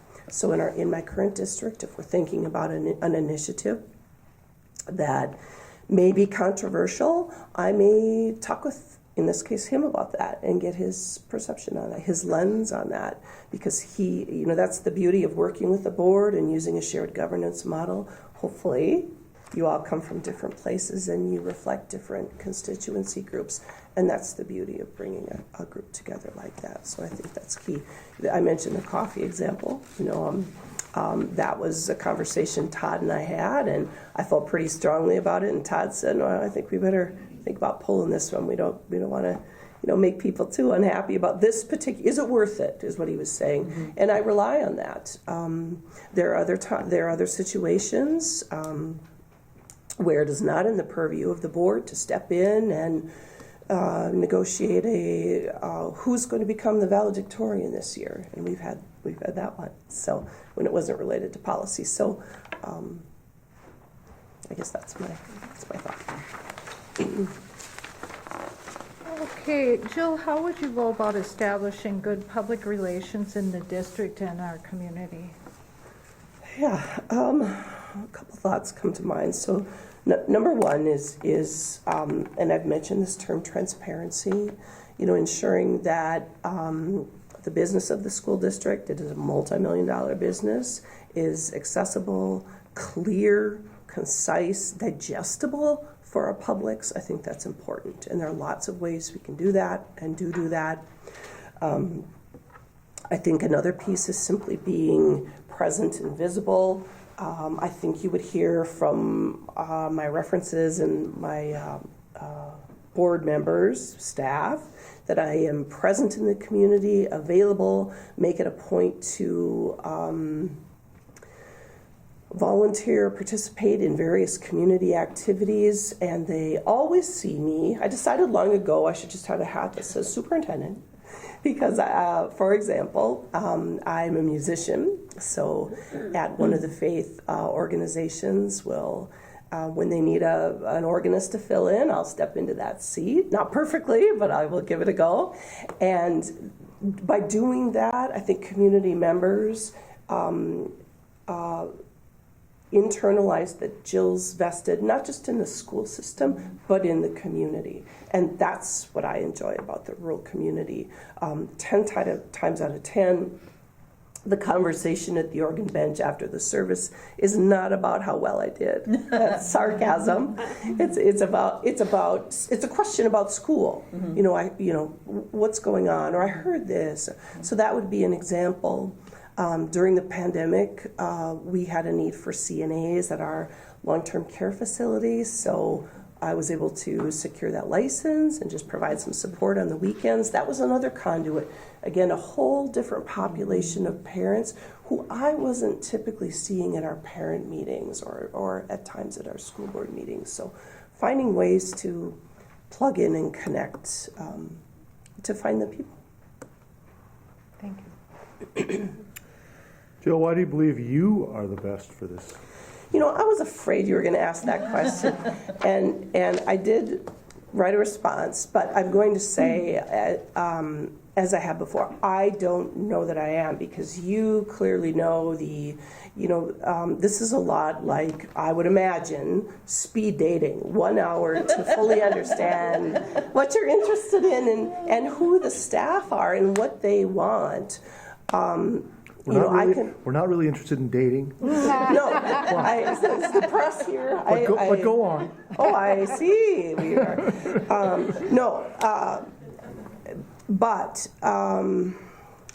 Yes. So a few things that I'm interested in terms of why I think I'm an excellent candidate, and what I think, should you progress to that point, you will hear from my references to affirm that, because what I would hope for is alignment. What I'm saying is what you're hearing. Number one, I'm committed to student and staff success experiences. So there have been issues over 12 years that have been controversial, no doubt, grounded in misinformation, grounded in a smear campaign towards an instructor. Yes, I have had the pleasure of experiencing a lawsuit, not personally, but for the district, over a bidding process issue, which we won and prevailed. But those are really difficult things. We received an OCR complaint in 2016. Wouldn't wish that on any district, but again, we prevailed in about 6 months. So I would hope that you would hear Jill's extremely committed to not simply saying yes to every constituent or business owner or community member who has a request, but my question will be, what does this mean for student success? How is this helping our conversation around student success? Number 2, communication. I think I have, I think I have excellent communication skills in terms of knowing where and when to reach people, soliciting feedback from them regarding what's important to them in terms of sound bites, not my 2-page newsletter, but more of a TikTok style, right? So it's knowing your audience and knowing what they're looking for so that they can on their terms engage in the school conversations. I think you would hear that from the board as well. Frequent communication with the board. My philosophy regarding working with the board is to inform, no surprises, right? And I would expect the same if we're aware of issues or concerns that we believe may surface in the form of conflict. We want to know about that. It doesn't mean we can circumvent that, but we want to prepare for that. Honesty, professionalism, integrity as a professional. My ability to execute and manage projects. I think I'm a very detailed person. Timelines are important to me. Understanding what you would expect from me and where I can play in the sandbox. So kind of understanding those roles.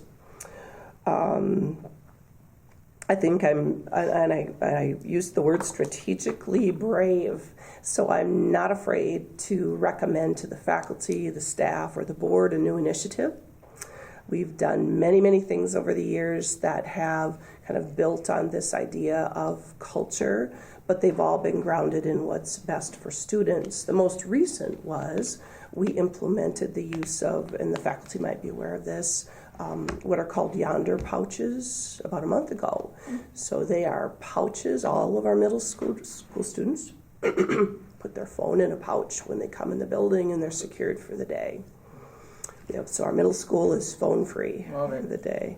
And that was after a lot of research. And again, that might not be right for this system, but that was, again, came forward from the middle school faculty saying, hey, we're losing academic time. They calculated lost minutes of instruction. We calculated discipline referrals, which were minimal, but they were based on hallway interactions as students do their phone business in the hallway. Mm-hmm. And we did a lot of communicating with our publics on why we're doing this, and the implementation was flawless. So I'm sure they'll move that forward to the high school. Don't say that to the high school.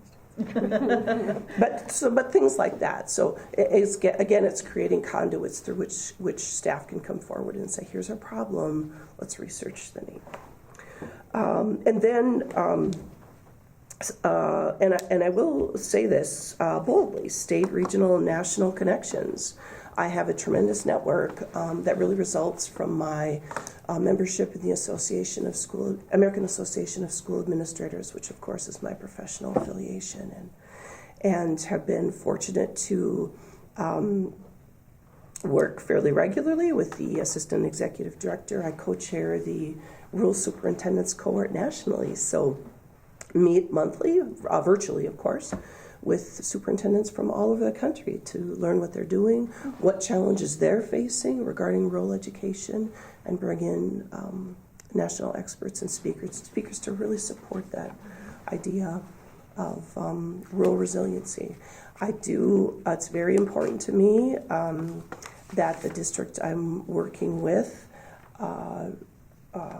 provides support for developing its presence, not just in its community, but with the legislature, with the legislators, in terms of regular interaction, so they understand what the system's celebrations are, but what its needs and challenges are as well. So those are important things to me.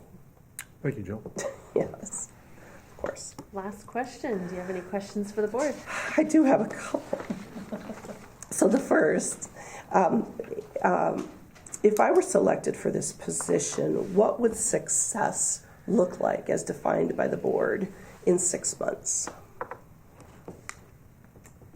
I think for me, a big thing would be culture change. And I think a lot of people have mentioned that. Culture change with the staff, with the students.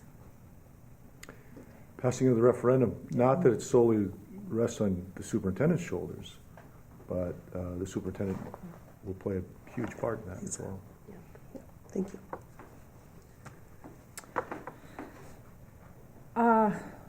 I think being upfront and honest with board members, teachers, not mincing words, but being straightforward. If I saw that in 6 months without worry that a person couldn't do that, if you could do that, that would be very good in my eyes. Thank you. Mm-hmm. The students are happy. Yeah. The teachers are happy. No culture issue. Well, all staff, Yeah. I mean, really. Yeah. Also, just like, ensuring that you know your expectations as well as everyone underneath you, and holding everybody accountable, and as well as yourself to them. Thank you. How would you assess the district finances at this place in time?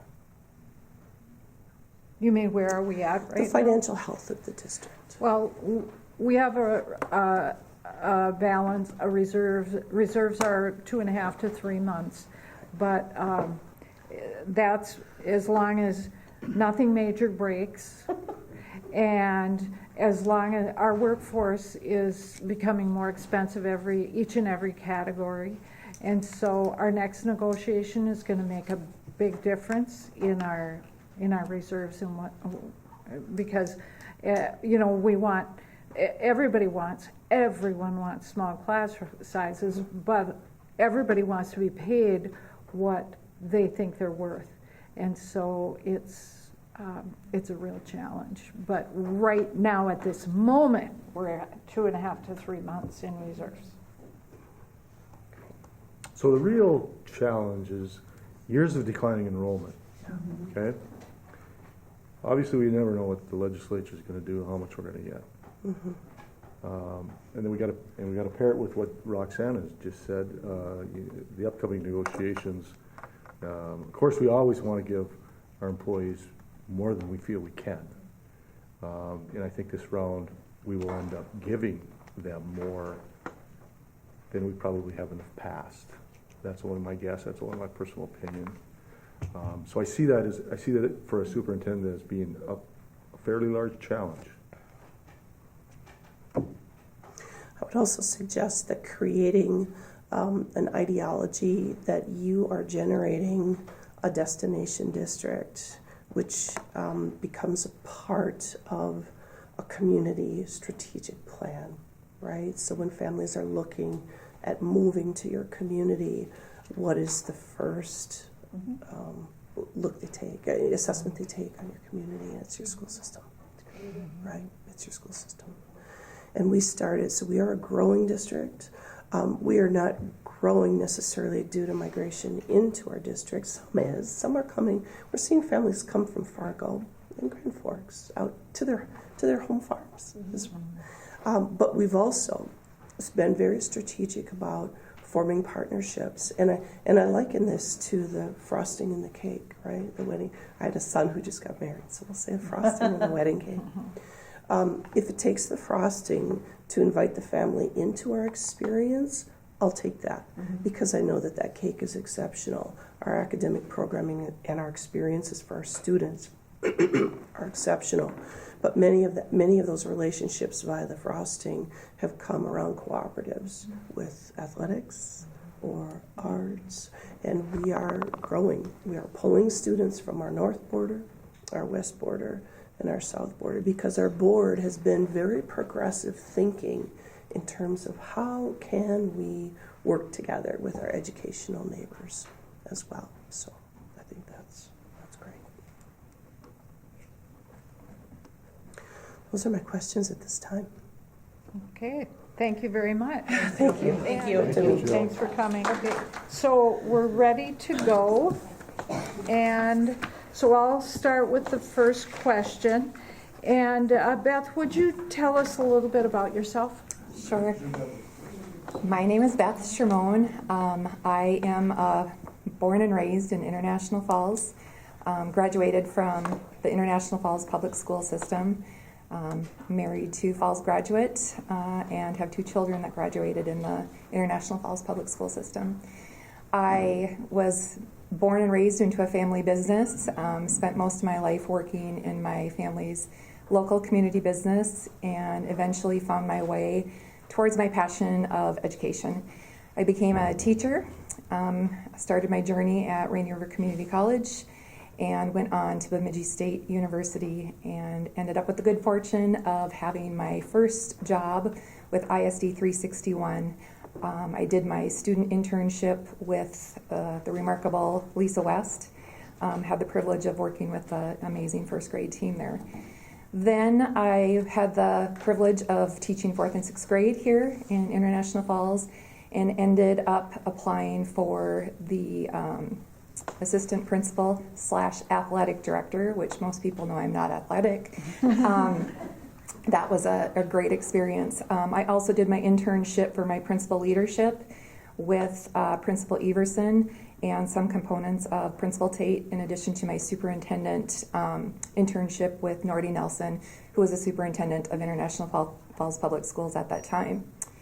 During my time with International Falls Public Schools, it was a remarkable experience. I grew and learned a lot as an educator, but also as an administrator and working with school policy, systems of design, and procedures. During my time here, I applied for my first principalship with Duluth Public Schools and ended up being offered my first principalship with ISD 709. I ended up leading, I was hired originally for a school that served about 200 students and I ended up receiving a call from the superintendent there and said that the team had revisited some of the strengths and skill set that I brought to the process, and they ended up putting me at Piedmont Elementary, who I've spent the last 7 years with, because of the culture and climate within the school community and the teacher loss. So they felt the skill set that aligned most notably with that school. They ended up changing my placement, which is a school that serves 400 and approximately 25 students in K through 5, in addition to early education program with preschool, VPK, early child special, ECFE, and ECSE. So we have about 500 students total within the building. And then I also have intensive day treatment for social emotional learning and high behaviors, a mental health unit that works out of Piedmont Elementary. So I also then, in addition, I have a staff that fluctuates for certified and non-certified staff. It fluctuates between 80 staff members to 100 staff members. I took a leave of absence 3 years ago due to my investment in equity and inclusion and working in the diversity realm, in addition to the transition of a job that my husband secured. And I ended up working at Northland Learning Center, which is a co-op that International Falls Public Schools is a part of. And I worked with 9 different school districts in northern Minnesota, from Grand Marais to Ely to International Falls, in addition to the Setting Forest School at the Northland Learning Center.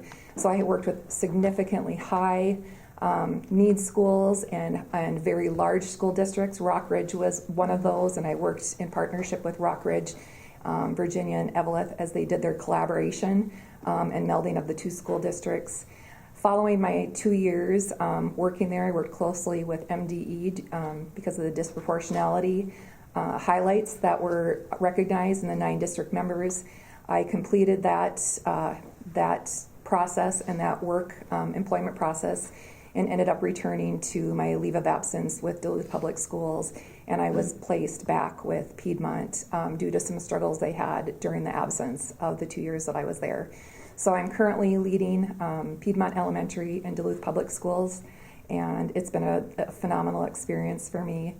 In addition, I have GEM Education and Consulting because I firmly believe in the professional development of all stakeholders who work in education, from paraprofessionals to administrators to superintendents to school board members, and making sure that we provide educational professional development for all stakeholders who work in the field of education and community partners.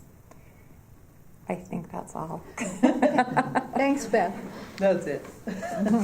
Welcome, Beth. Thank you. I'm Bruce. It's nice to meet you. Thanks for coming. Beth, what is your familiarity with the district, and what do you see as the top 2 major issues facing our district over the next few years? I'm really glad that you asked that question. I've spent a lot of time over the course of the last 3 weeks doing some data dives into ISD 361.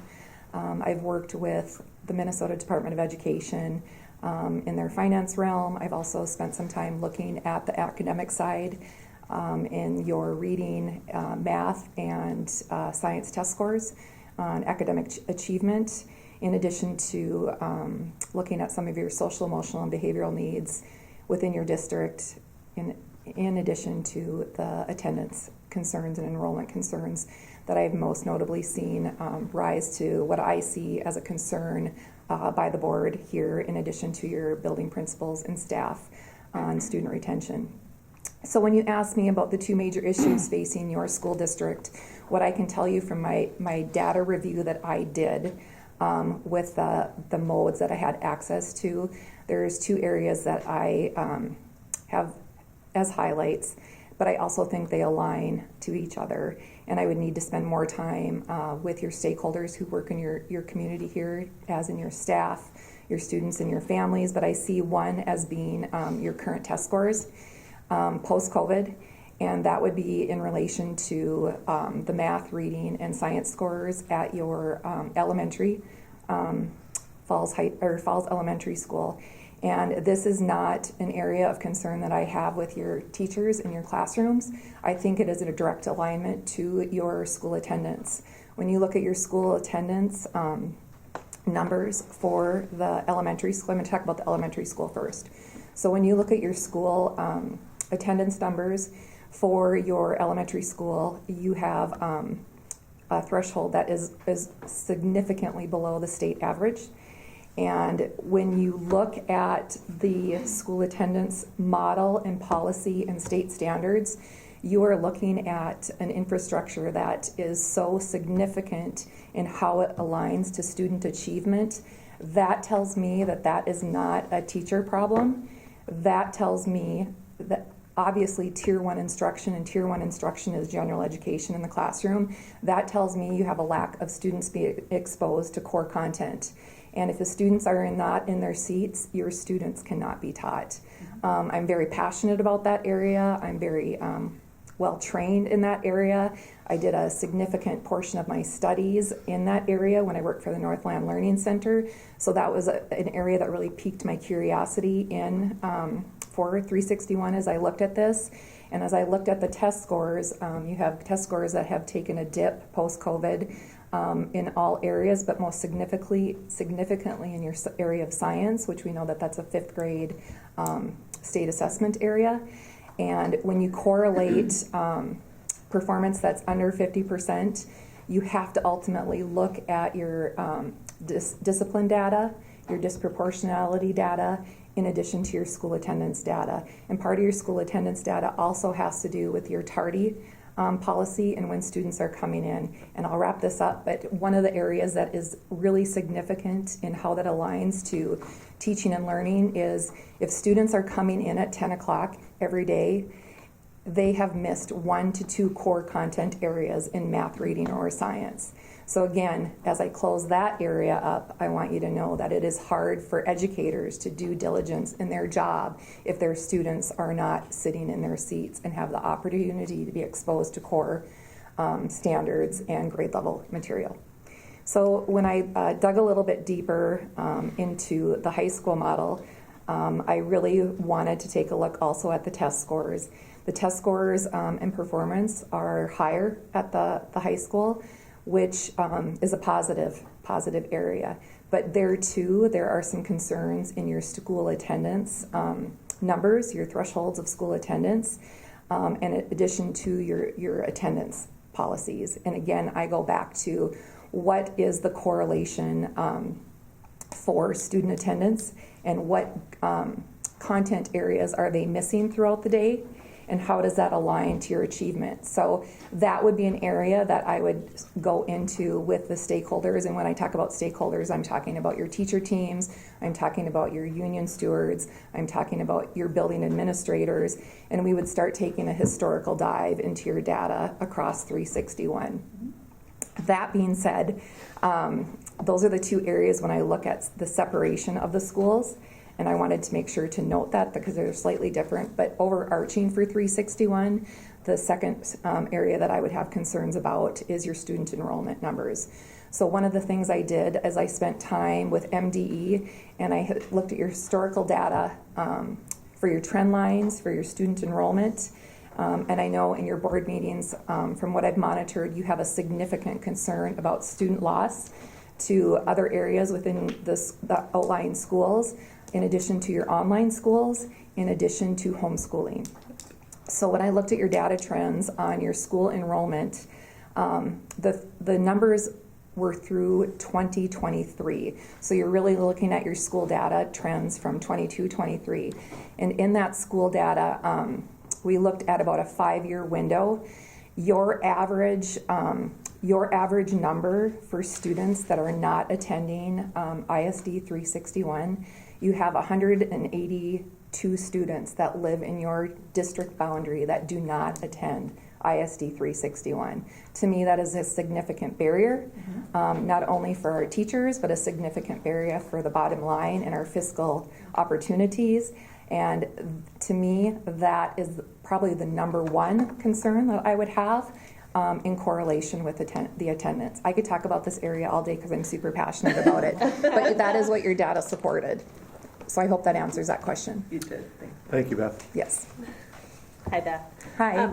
My question is, are you familiar with the financial accounting system used in the state and what it's used for? So I'm very transparent, and for those of you who know me both inside and outside of school, very transparent, and I speak the truth, and I own what I know and what I don't know.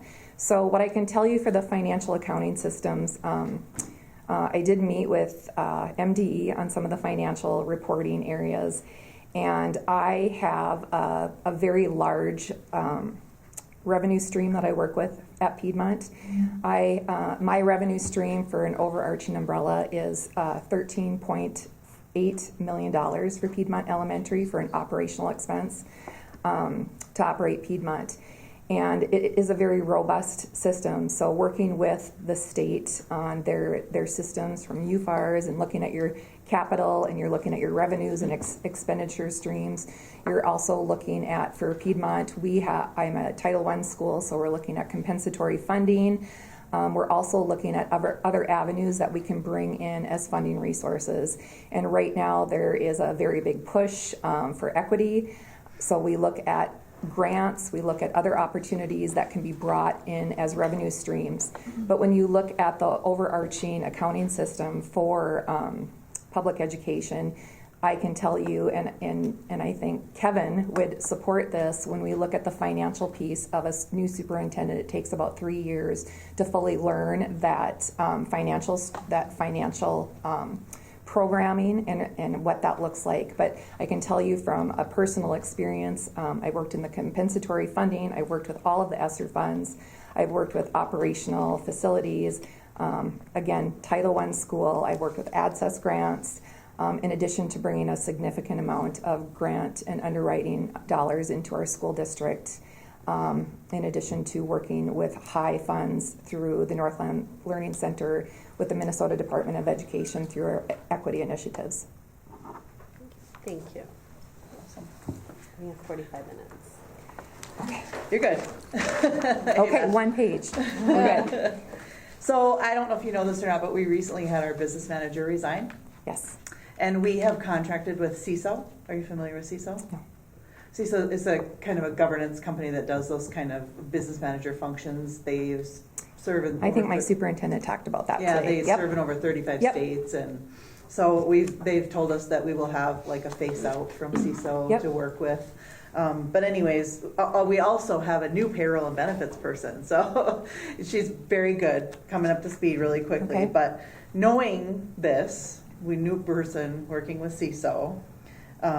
Can you describe your knowledge and experience relating to school district finances? And I know you've touched on it a little bit, but Yeah. just kind of talk about how you'd work with those. So I think the opportunity to work with CISO will be a great learning experience for me. But the other piece that I can tell you is I have a very robust network of colleagues that I work with in finance.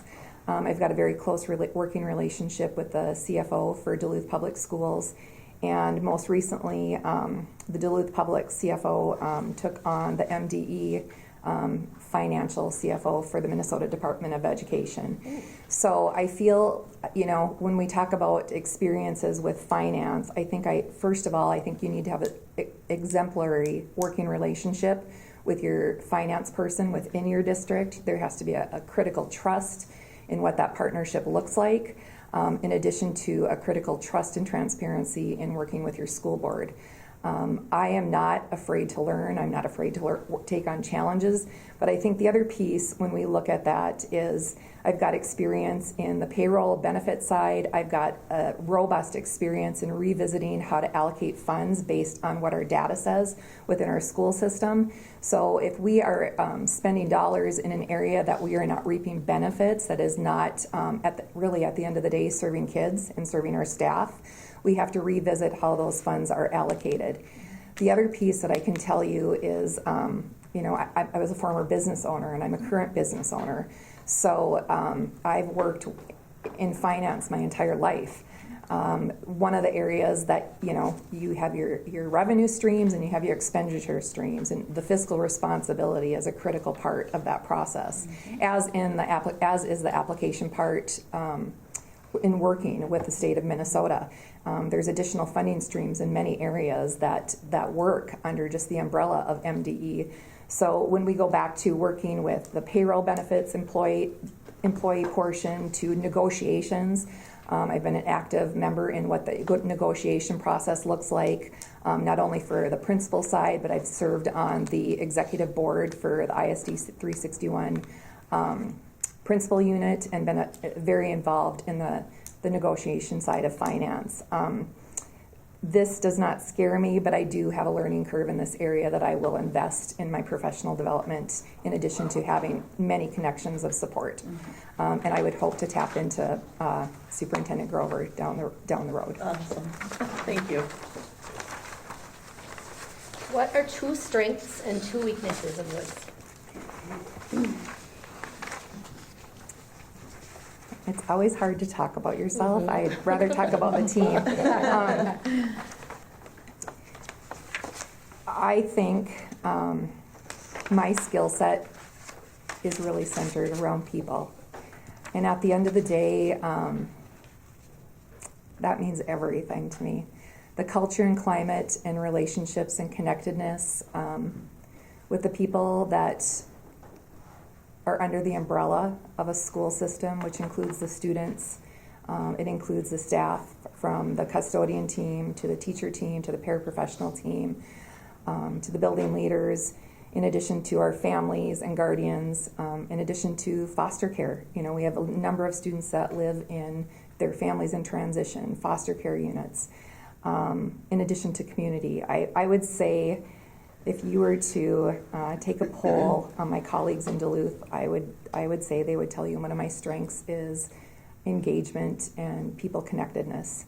I think the other area that you would find, especially as a person, personally and professionally, I would say equity mindset. And when we talk about equity, I'm talking about all people, but all systems also. So when we're looking at through an equity lens, I'm tapping into individual strengths that are under the umbrella of the school system. What is it that drives our teacher unit? What is their niche? What are they passionate about? What can they bring to the table? And I look through that perspective also for our students and our families through that equity mindset.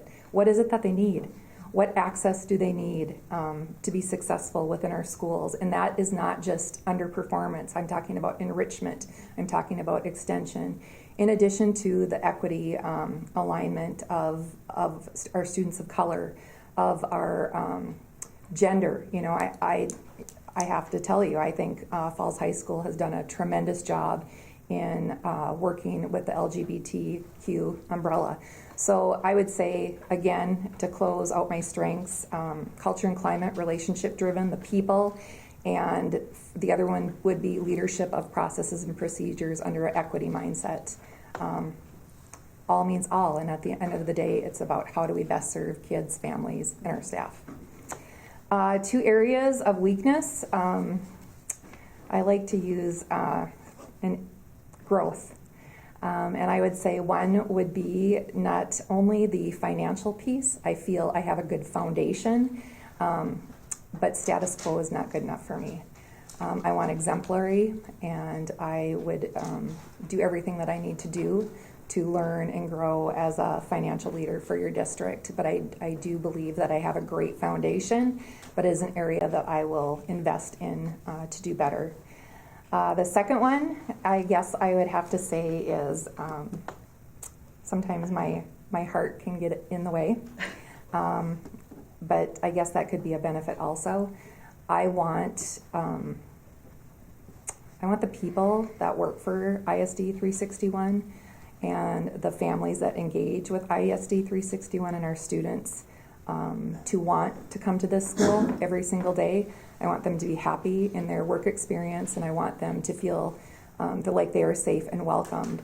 And sometimes my emotions can get pretty passionate in meetings on the why we do our work.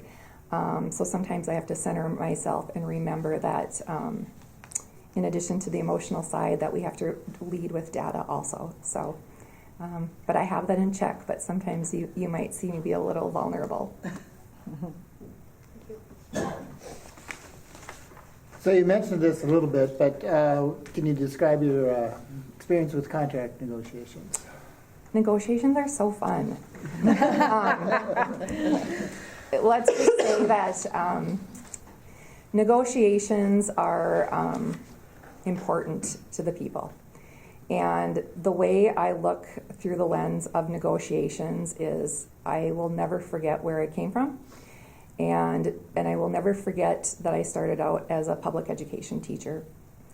And the negotiation side comes with a realm of different units, from our paraprofessional bargaining unit to the administration unit to our teacher unit. And negotiation process is critical in having a listening ear.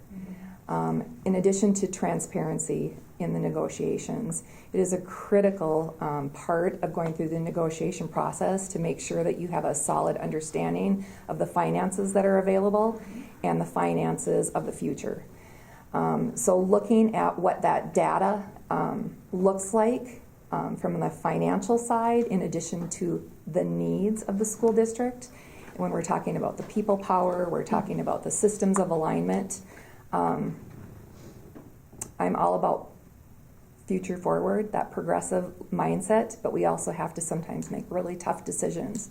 But I will never go through a negotiation process without having concrete data, and I will never go through a negotiation process with making sure the stakeholders are well informed as to what the process will look like and the why behind the data through an open door policy.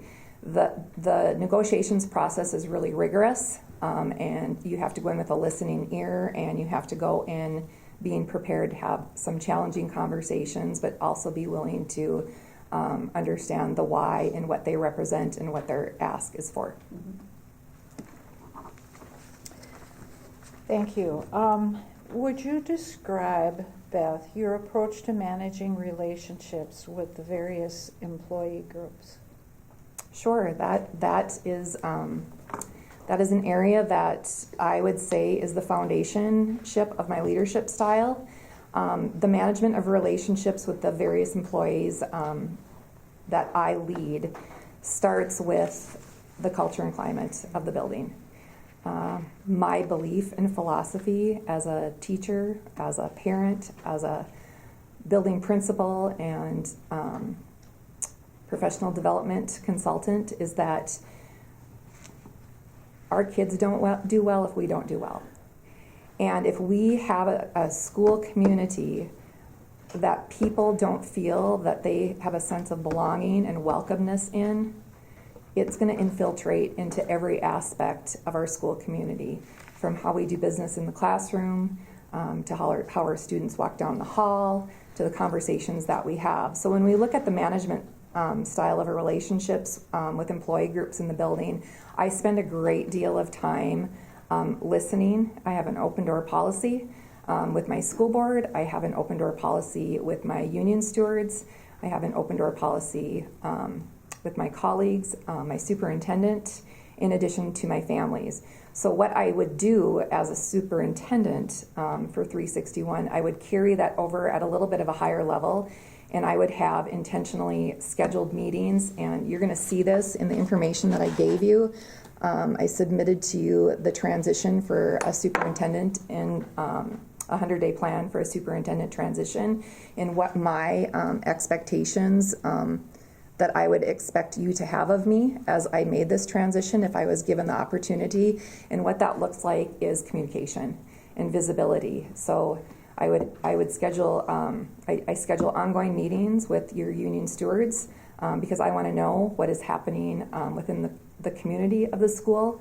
And that's not only your teacher union stewards. I would be looking at your paraprofessional unit, in addition to your facilities unit, in addition to your athletics and your community education program.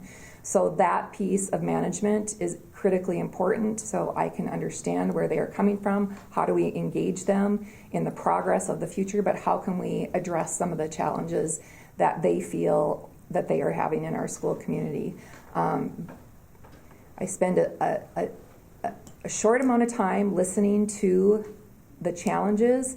My focus is always on the progress and what are we going to do about it? How are we going to move forward so we are not going to fester in a community that may become cancerous and become out of control because we want to move ever forward. In addition to that, the management component of the relationship with the school board.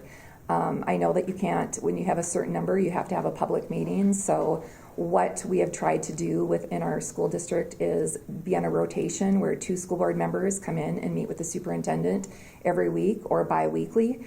So having that consistent open communication style also helps allow us to progressively move forward and stay informed. And last but not least, when we talk about employee groups, our employees are human also, right? And with life outside of our professions, that can infiltrate into our school community. And we have to make sure that we are providing supports and management so we create the most optimal and healthy conditions for our staff so they can find success when they walk through that door, that they know that they're also recognized for that human side. And to close this, when tough conversations have to be had, I'm not afraid of them. But I always sit down and have those conversations in the most respectful manner through a process that really recognizes the end goal, which is academic excellence, high quality instruction, the culture and climate of our community, and is it best for kids? Beth, I'm sure you have some idea of the condition of our facilities and equipment. Tell us about your experiences with managing school facilities / equipment and capital improvements. If you called my boss in Duluth, he would say, Beth doesn't quit knocking on the door till I say no. I am a fierce champion for the conditions in which our teachers and students work. I think it is a priority. And with that comes having to make some really difficult decisions, but those decisions have to be based on the data and the need and the finances. So when we talk about managing school facilities, I can tell you that I oversee the facilities team within my school that has to do with the operations, it has to do with all the appliances, it has to do with school safety. And I can tell you that school safety is probably right up there in the #1 spot, just for the fact that students and staff and families need to feel safe when they come to a school environment. So when we look at a facilities piece, what I would do, and this is something that I do as a building leader, is I do roles and responsibilities assessments, not only with the staff and the roles that they play, but how does that directly align to the facilities and equipment in which they work with. So looking at our shop classes and the condition of the materials that they're using, looking at the conditions of the extracurricular activity and facilities from the arenas and the pools, in addition to what do our doors and windows and communication and safety settings look like within the building. So when we talk about that, we have to also be willing to recognize that with that comes dollars, right? So that is where we have to look at, we may have to look at that referendum piece, right? And that's where we talk about bonds are buildings, levies are learning. So I have had a very robust background experience with Duluth Public Schools and their referendum process, and we have done referendums that are focused on facilities work in addition to the learning side. So confidently, this is an area I feel passionate about because the conditions in which we work matter, and that it is just another way of enriching the culture and climate of our building. But school equipment and facilities are about the culture and climate and also the safety of the working conditions that we have. Thanks, Beth. Yeah. Okay, what is your philosophy on delegating authority and how do you maintain accountability? I thought that was it. I only have number 8. No. Is there more? Yeah. I don't have You that want to page. just sit Oh, back I'm and sorry, you relax. don't I'm like, have the 8 questions were to. good. Oh, look at that. And I'm like, This, I'm like, Beth, you know who we can blame? Kevin. He's gone and he didn't, yes. Tough to get a good chair these days. He made our copies for us. And I didn't look through them. You don't to need them make anyway. sure. okay, it's security blanket. Okay, we're on number 9. 9, we're on 9 9. out of 15. Okay, 9 out of 15. And the 15th one is, you have questions. Just relax. You're good. You're good. okay, it threw me for a loop there. 4 minutes left now. Okay, yeah. Sorry about that. Do you want me to read it again? Yes. Okay. Please. What is your philosophy on delegating authority and how do you maintain accountability? That's a great question. This could be a welcomed answer or it could be a not so welcome answer. I do not believe in dictator leadership. I am not a top-down leader. And if that's something that,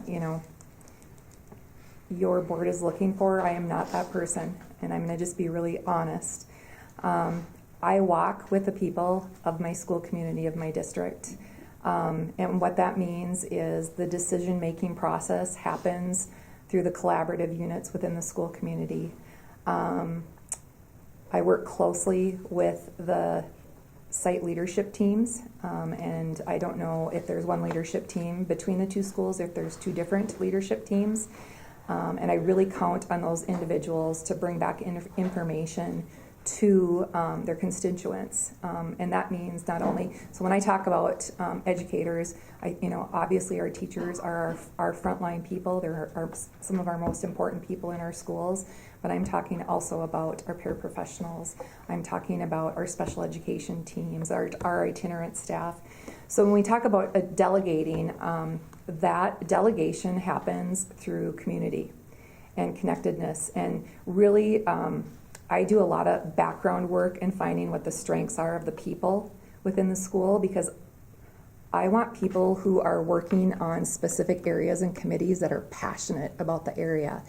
Somebody might have a really strong niche in intervention work in math and reading. Somebody might have a really strong niche in social emotional behavior. Somebody might really have a strong niche in school attendance. So what I do is I spend a very significant amount of time getting to know the staff, having conversations on what is it you're passionate about, what is your teaching style, what does that look like in a school community, what would students have to say about you. Then I spend a lot of time holding focus groups within the school community with all employees, from your custodial teams to your itinerant staff. I would spend time with your Northland Learning Center team that comes up. And then we would push out, I would push out information on if you could serve in specific capacities within your school district and your school alone. Please name the top 3 areas that you would be interested in serving. And because what we find in education is we find the same individuals representing. And not only is that not fair to the entirety of the school community, sometimes people are afraid to step up because they may not feel that they're well versed in those areas. But when we are representing a school district, we want to represent areas that we're extremely passionate about and can talk about. So before delegation even happens, I look through a volunteering process, but through an educational process of this is what we're talking about, this is what the data shows, where are you most passionate to serve our school community, to serve our kids, and to serve your teams, right? Because the team has to move together, and that is how you find success. Can I ask one more on the last part? So how do you maintain accountability for that? Yeah, great question. Sorry, I should have That's caught okay. that. So the accountability piece, and you're going to see this in the plan that I submitted to you, I have accountability for myself. At the end of the day, the success of the district lies on the superintendent and the school board. And I think the accountability piece has to be measured in quantitative and qualitative. I want data that I can look at. I want data from academics, social emotional, student achievement, student enrichment. And I also would expect the accountability piece to happen not only through surveys, but also through focus groups and one-to-one conversations, because if you're not talking to the people, you don't know what's happening. You have a district of just under 1,000 students. You have a significant number of staff in this building. So when we talk about accountability, we have the teacher evaluation measurement tool. You have the walkthrough processes, and that's something you will see if I am provided the opportunity to lead 361. You will see me be a very visible superintendent. Walkthroughs in classrooms, walkthrough in services, walkthroughs in programming. I will be having conversations with kids. I love to talk to kids. I love to talk to staff. Accountability check-ins with your building principals every week, in addition to, again, looking at the data through surveys, focus groups, and narratives. Narratives are an important part of that process. And I would say the improvement process also involves the community, because community perception is everything of our school district. Thank you. So just to narrow down a little bit, what strategies have you used for improving student achievement? So student achievement, I'm very excited to tell this story. I think student stories and staff stories are really important. So when I stepped into the role at Piedmont Elementary 9 years ago, because I took the 2-year leave, it was a very hard time. There was a lot of healing that needed to be done there. The student achievement test scores were some of the lowest that they had seen in years. It was an unhealthy environment. So one of the things that we did to spend some really robust time looking at student achievement is we had to look at the why. So we ended up doing a significant investment into the culture and climate of the building.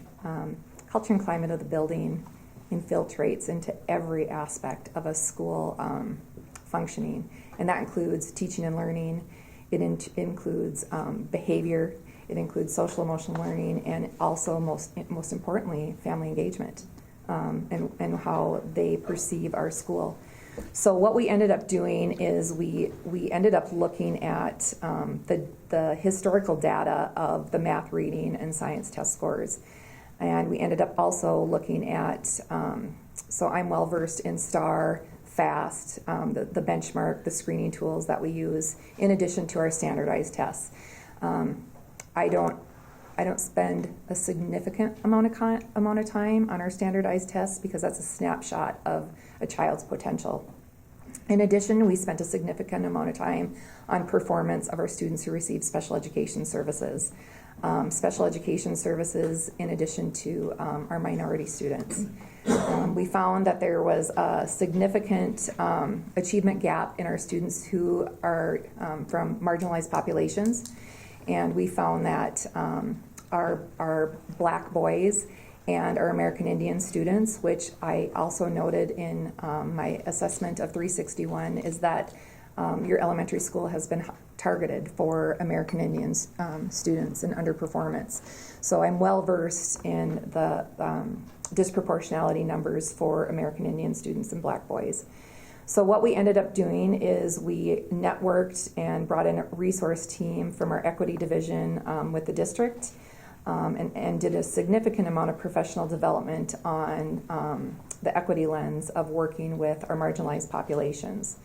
Then we did a systems analysis of MTSS, the multi-tiered systems of support, and what those tiers of instruction looked like within the school setting in itself. And what I call that is we did a process and procedures review of all the systems within the district, within my school. And what we found is that the investment of the academic side of reading and math was being invested in Tier 2, that intervention and special education side, and it was not being invested in core instruction.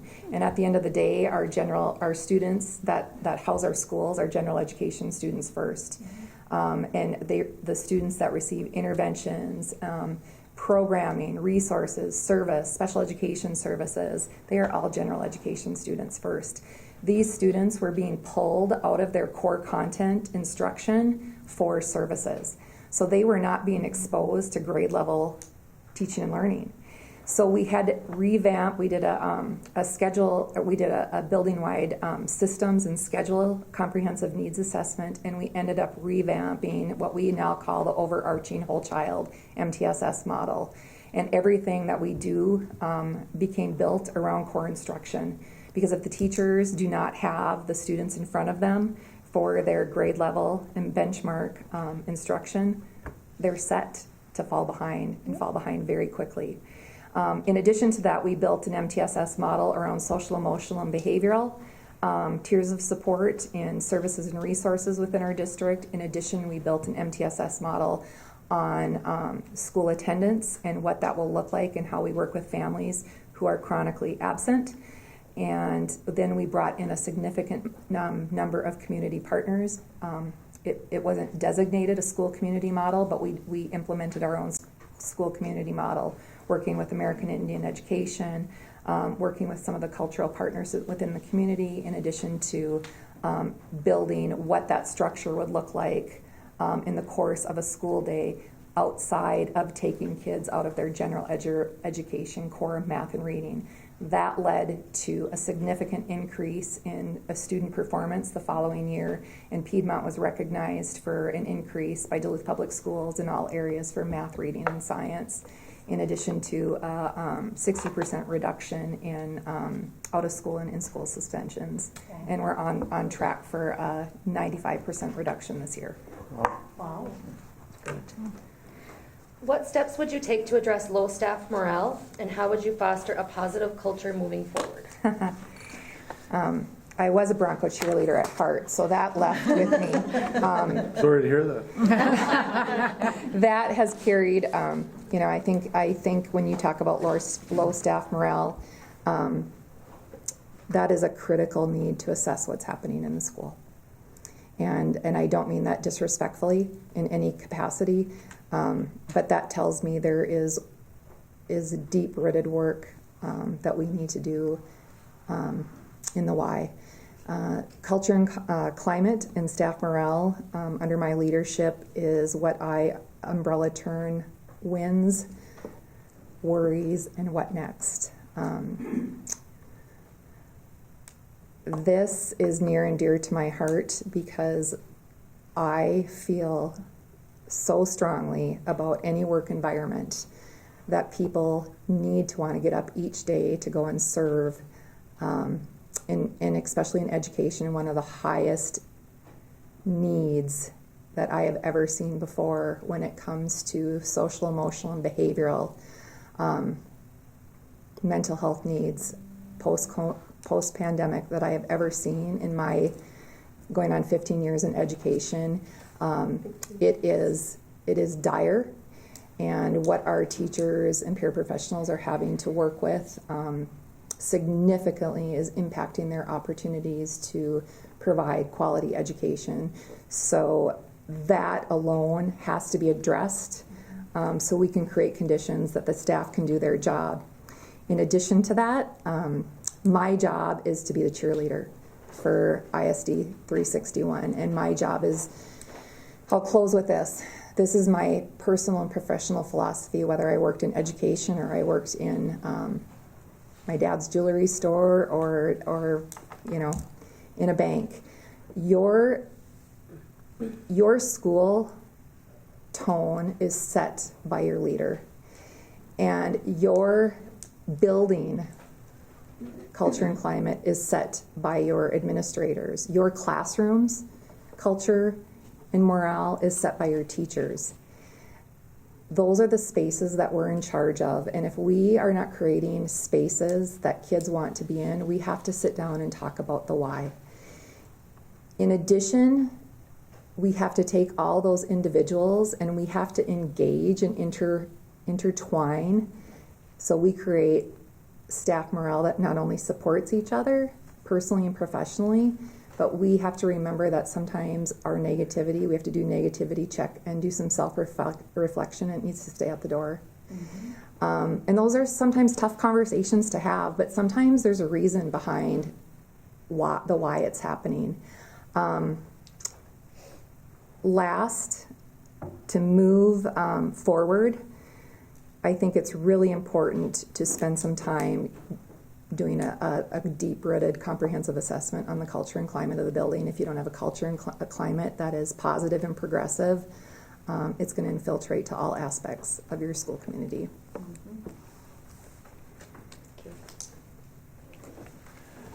What do you see as the role of the school board versus the superintendent? I have a very close working relationship with the school board of Duluth Public Schools. I feel that their role is to be present in our schools.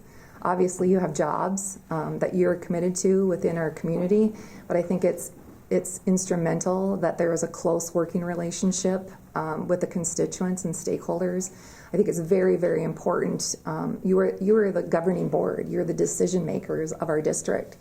So it's important that you have access to current data, that you have access to many facets of data within our school community, but I think there also needs to be a visibility component where you're spending time talking to our teachers, talking to our paraprofessionals, talking to our maintenance teams, talking to our athletic directors and our community education programmers. So when I look at the role of the school board, I think it's one of the most important, because at the end of the day, the decision making for policy, for procedures, and what's happening in our school ultimately falls on you. And I think that my role in that is to make sure that you're provided with the most important information. And that comes down to data analysis, and that comes down to historical data, it comes down to current data, and it comes down to data that is going to move us forward. The other component that I see is the fiscal responsibility and the integrity of the finances, and really taking a deep-rooted look at what those needs are and the why. Sometimes we have to make decisions as a governing board that's not going to make people happy, right? Mm-hmm. But it's important that before those decisions are made, that people are well informed, and that communication piece is vital. And that communication piece is vital not only within our school itself, but it has to infiltrate into our community, and it has to be open, honest, and ongoing.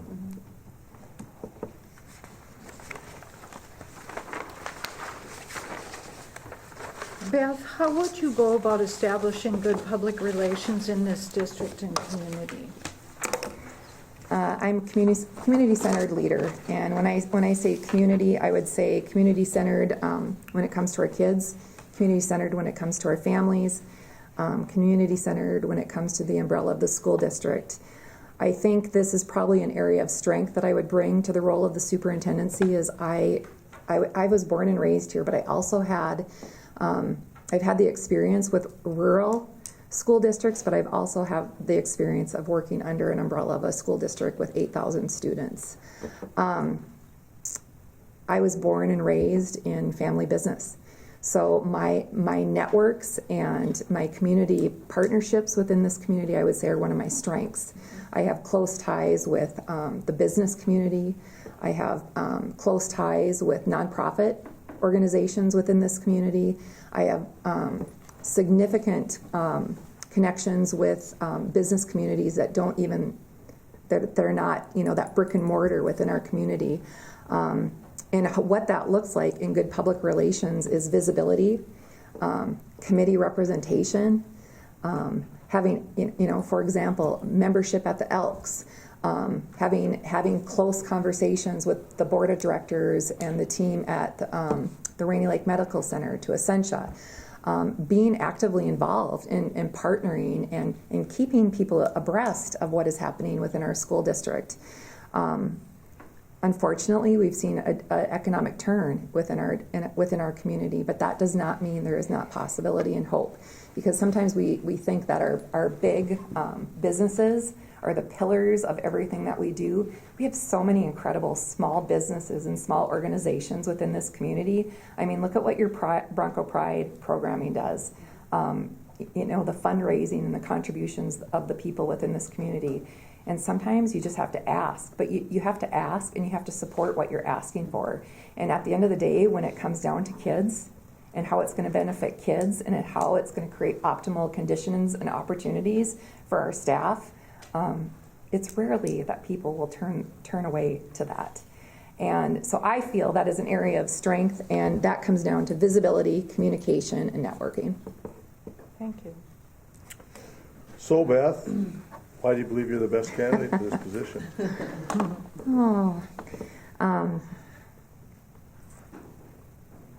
I had something prepared, but I might have to veer a little bit. Let's hear from your heart. I want you to, I don't know if you know this about me. You weren't sitting here 10 years ago. 10 years ago, on April 28th of 2014, I sat in this very position to interview for the superintendent of ISD 361. And the person I interviewed against was Kevin Grover. Oh. And I was a fresh teacher, only 4 years a teacher. And your superintendent came to me and said, you need to get your principal and superintendent's licensure. Your business heart, your business upbringing, you have qualities in leadership that really is that macro systems of design. And at first, I was really disappointed that I didn't get that opportunity to lead ISD 361.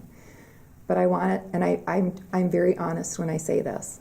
It's the best decision that the board made was not to hire me at that time. It gave me the opportunity to grow as a leader, continue my work with ISD 361, in addition to have the opportunity to leave the community and see what else is out there in the world of education when it comes to professional development, to how other school districts operate, what systems of design look like, to processes and procedures, policy, lobbying. I had the opportunity to go and spend time lobbying at the Capitol, for the significant reduction in out-of-school and in-school suspension for our school district, in addition to the increase, a 70% increase in attendance and tardies, so students were performing at a high level. And one of the other things that came out of that experience is the friendship and mentoring that I had with Superintendent Grover. And he was instrumental in the hiring, my role in hiring for Northland Learning Center, in working with MDE and the 9 member districts of the Northland Learning Center. So when you ask me why I'm the best candidate for the position, I want you to know that I'm ready. And I believe in ISD 361. I'm a Bronco at heart. I think you have some of the most incredible traditions, historical traditions. I think you have academic excellence that can be reignited. Your elementary team, your elementary team, I want you to know, is, in my assessment of 12 different districts, your elementary teachers are ahead of the game in how they are going to embed the future of the new Reading Act that's coming out in Reading Ready by kindergarten. I want to be a part of that. International Falls elementary teachers are ahead of the game of 12 districts that I have worked with. That is exciting, and they should be really proud of themselves. And I know it was not easy. I know that was initiative overload for them. But they're doing it, and it's exciting, and I want to be a part of that work. The other piece, and I wrote this in my resume and my cover letter, is I am the best candidate based on what you were looking for in your post for your superintendency. You list culture and climate, you list equity, you list engagement, you list student-centeredness, academic excellence and enrichment, experience with CTE, post-secondary. That's a skill set that I can continue to bring to your school district. But being the best candidate, the culture and climate and the health of your district, I think, needs to be revisited in order to move your district forward. And that is my strength. It's what I'm passionate about. And I want you to know that I really want this job, and I really want to lead ISD 361 and work with your team here. And I would like the opportunity to do that. Thanks, Beth. Last question is, do you have any questions for the board? How much time do I have? 3 minutes. Okay, so then I got to pick. Papers, though. By the way, everybody else had like 20 minutes left. But anyway, I'm a storyteller. sorry, go ahead. So here's my question. I have one question. I have 3, but I'm going to only ask one. Your district roadmap. I know that you spent a significant amount of time working with a consulting firm to develop your strategic plan and where you're moving ahead. It's student-centered, it's staff-centered, and it's family-centered. And I love everything about that because my approach is whole child, whole school, whole community. What, if any, do you have continued work that will happen with this consulting firm, or has that been closed? What does that look like with the consulting firm that you hired to develop that roadmap? Well, as chair, I have communication with the person that came in and assisted us with the strategic plan, one of the main people. And so I always feel very comfortable that I can contact him whenever I want. The door is always open for us to continue to use their services. Yes. Okay. So what I'm hearing right now, there is no plan in place, but you have the opportunity to move forward should the board make a decision with the constituents to move ahead. Mm-hmm. Okay. Yep. Great. Do I have a minute? You Yep. do, a minute Okay. and a half. So the other piece that I would, the last school board meeting, you had a significant conversation about approximately 200 students. I would like to know what you have done as a school district to really take a deep dive into looking to the why, and what you have done to possibly recruit and bring some of those students back. And if there's not been, I don't mean any disrespect to that. No, I would just we're like to working know on it. if Fair there's enough. anything Fair planned. enough. We've had a number of years ago, we started looking into it, and we did hit some roadblocks in terms of confidentiality with names. We wanted to contact the families, we wanted to survey the families, find out what we could do different, and we ran into a brick wall. We could not get the names because of confidentiality. So we are always investigating in terms of how can we do this differently. Tony's had some really good ideas. The other board members have had good ideas, but it's been rough to try to get a hold of those people to try to find out what we could do differently to get those kids into our district. As to find out what the why is. Yep, Great. thank you. So Jessica and I, we're kind of in a little group that we're trying to get connected with them, and we had Stacy before she left do some different Data polls. data polls that we could go off of. We have the information, we just have to figure out what is the best way to reach out to everybody and get them the information so we can, so we want them to feel like there's an open door to communication, where we were kind of given pushback before that, nope, they're not going to tell the board member why. And I was like, well, why? I want to know why. So we definitely have some things to work forward with that. But It may be Instead as of simple asking- as making us more attractive. That's right. Thank you for your answer. Instead of asking like, why aren't you going here? More of a survey Yep. approach. Spending So we can some- identify those people and then have some further conversations. Great. Well, thank you for your time. I Thank you really so much. appreciate the Thank you, Beth. opportunity to be Thanks, here Beth. tonight. appreciate it. And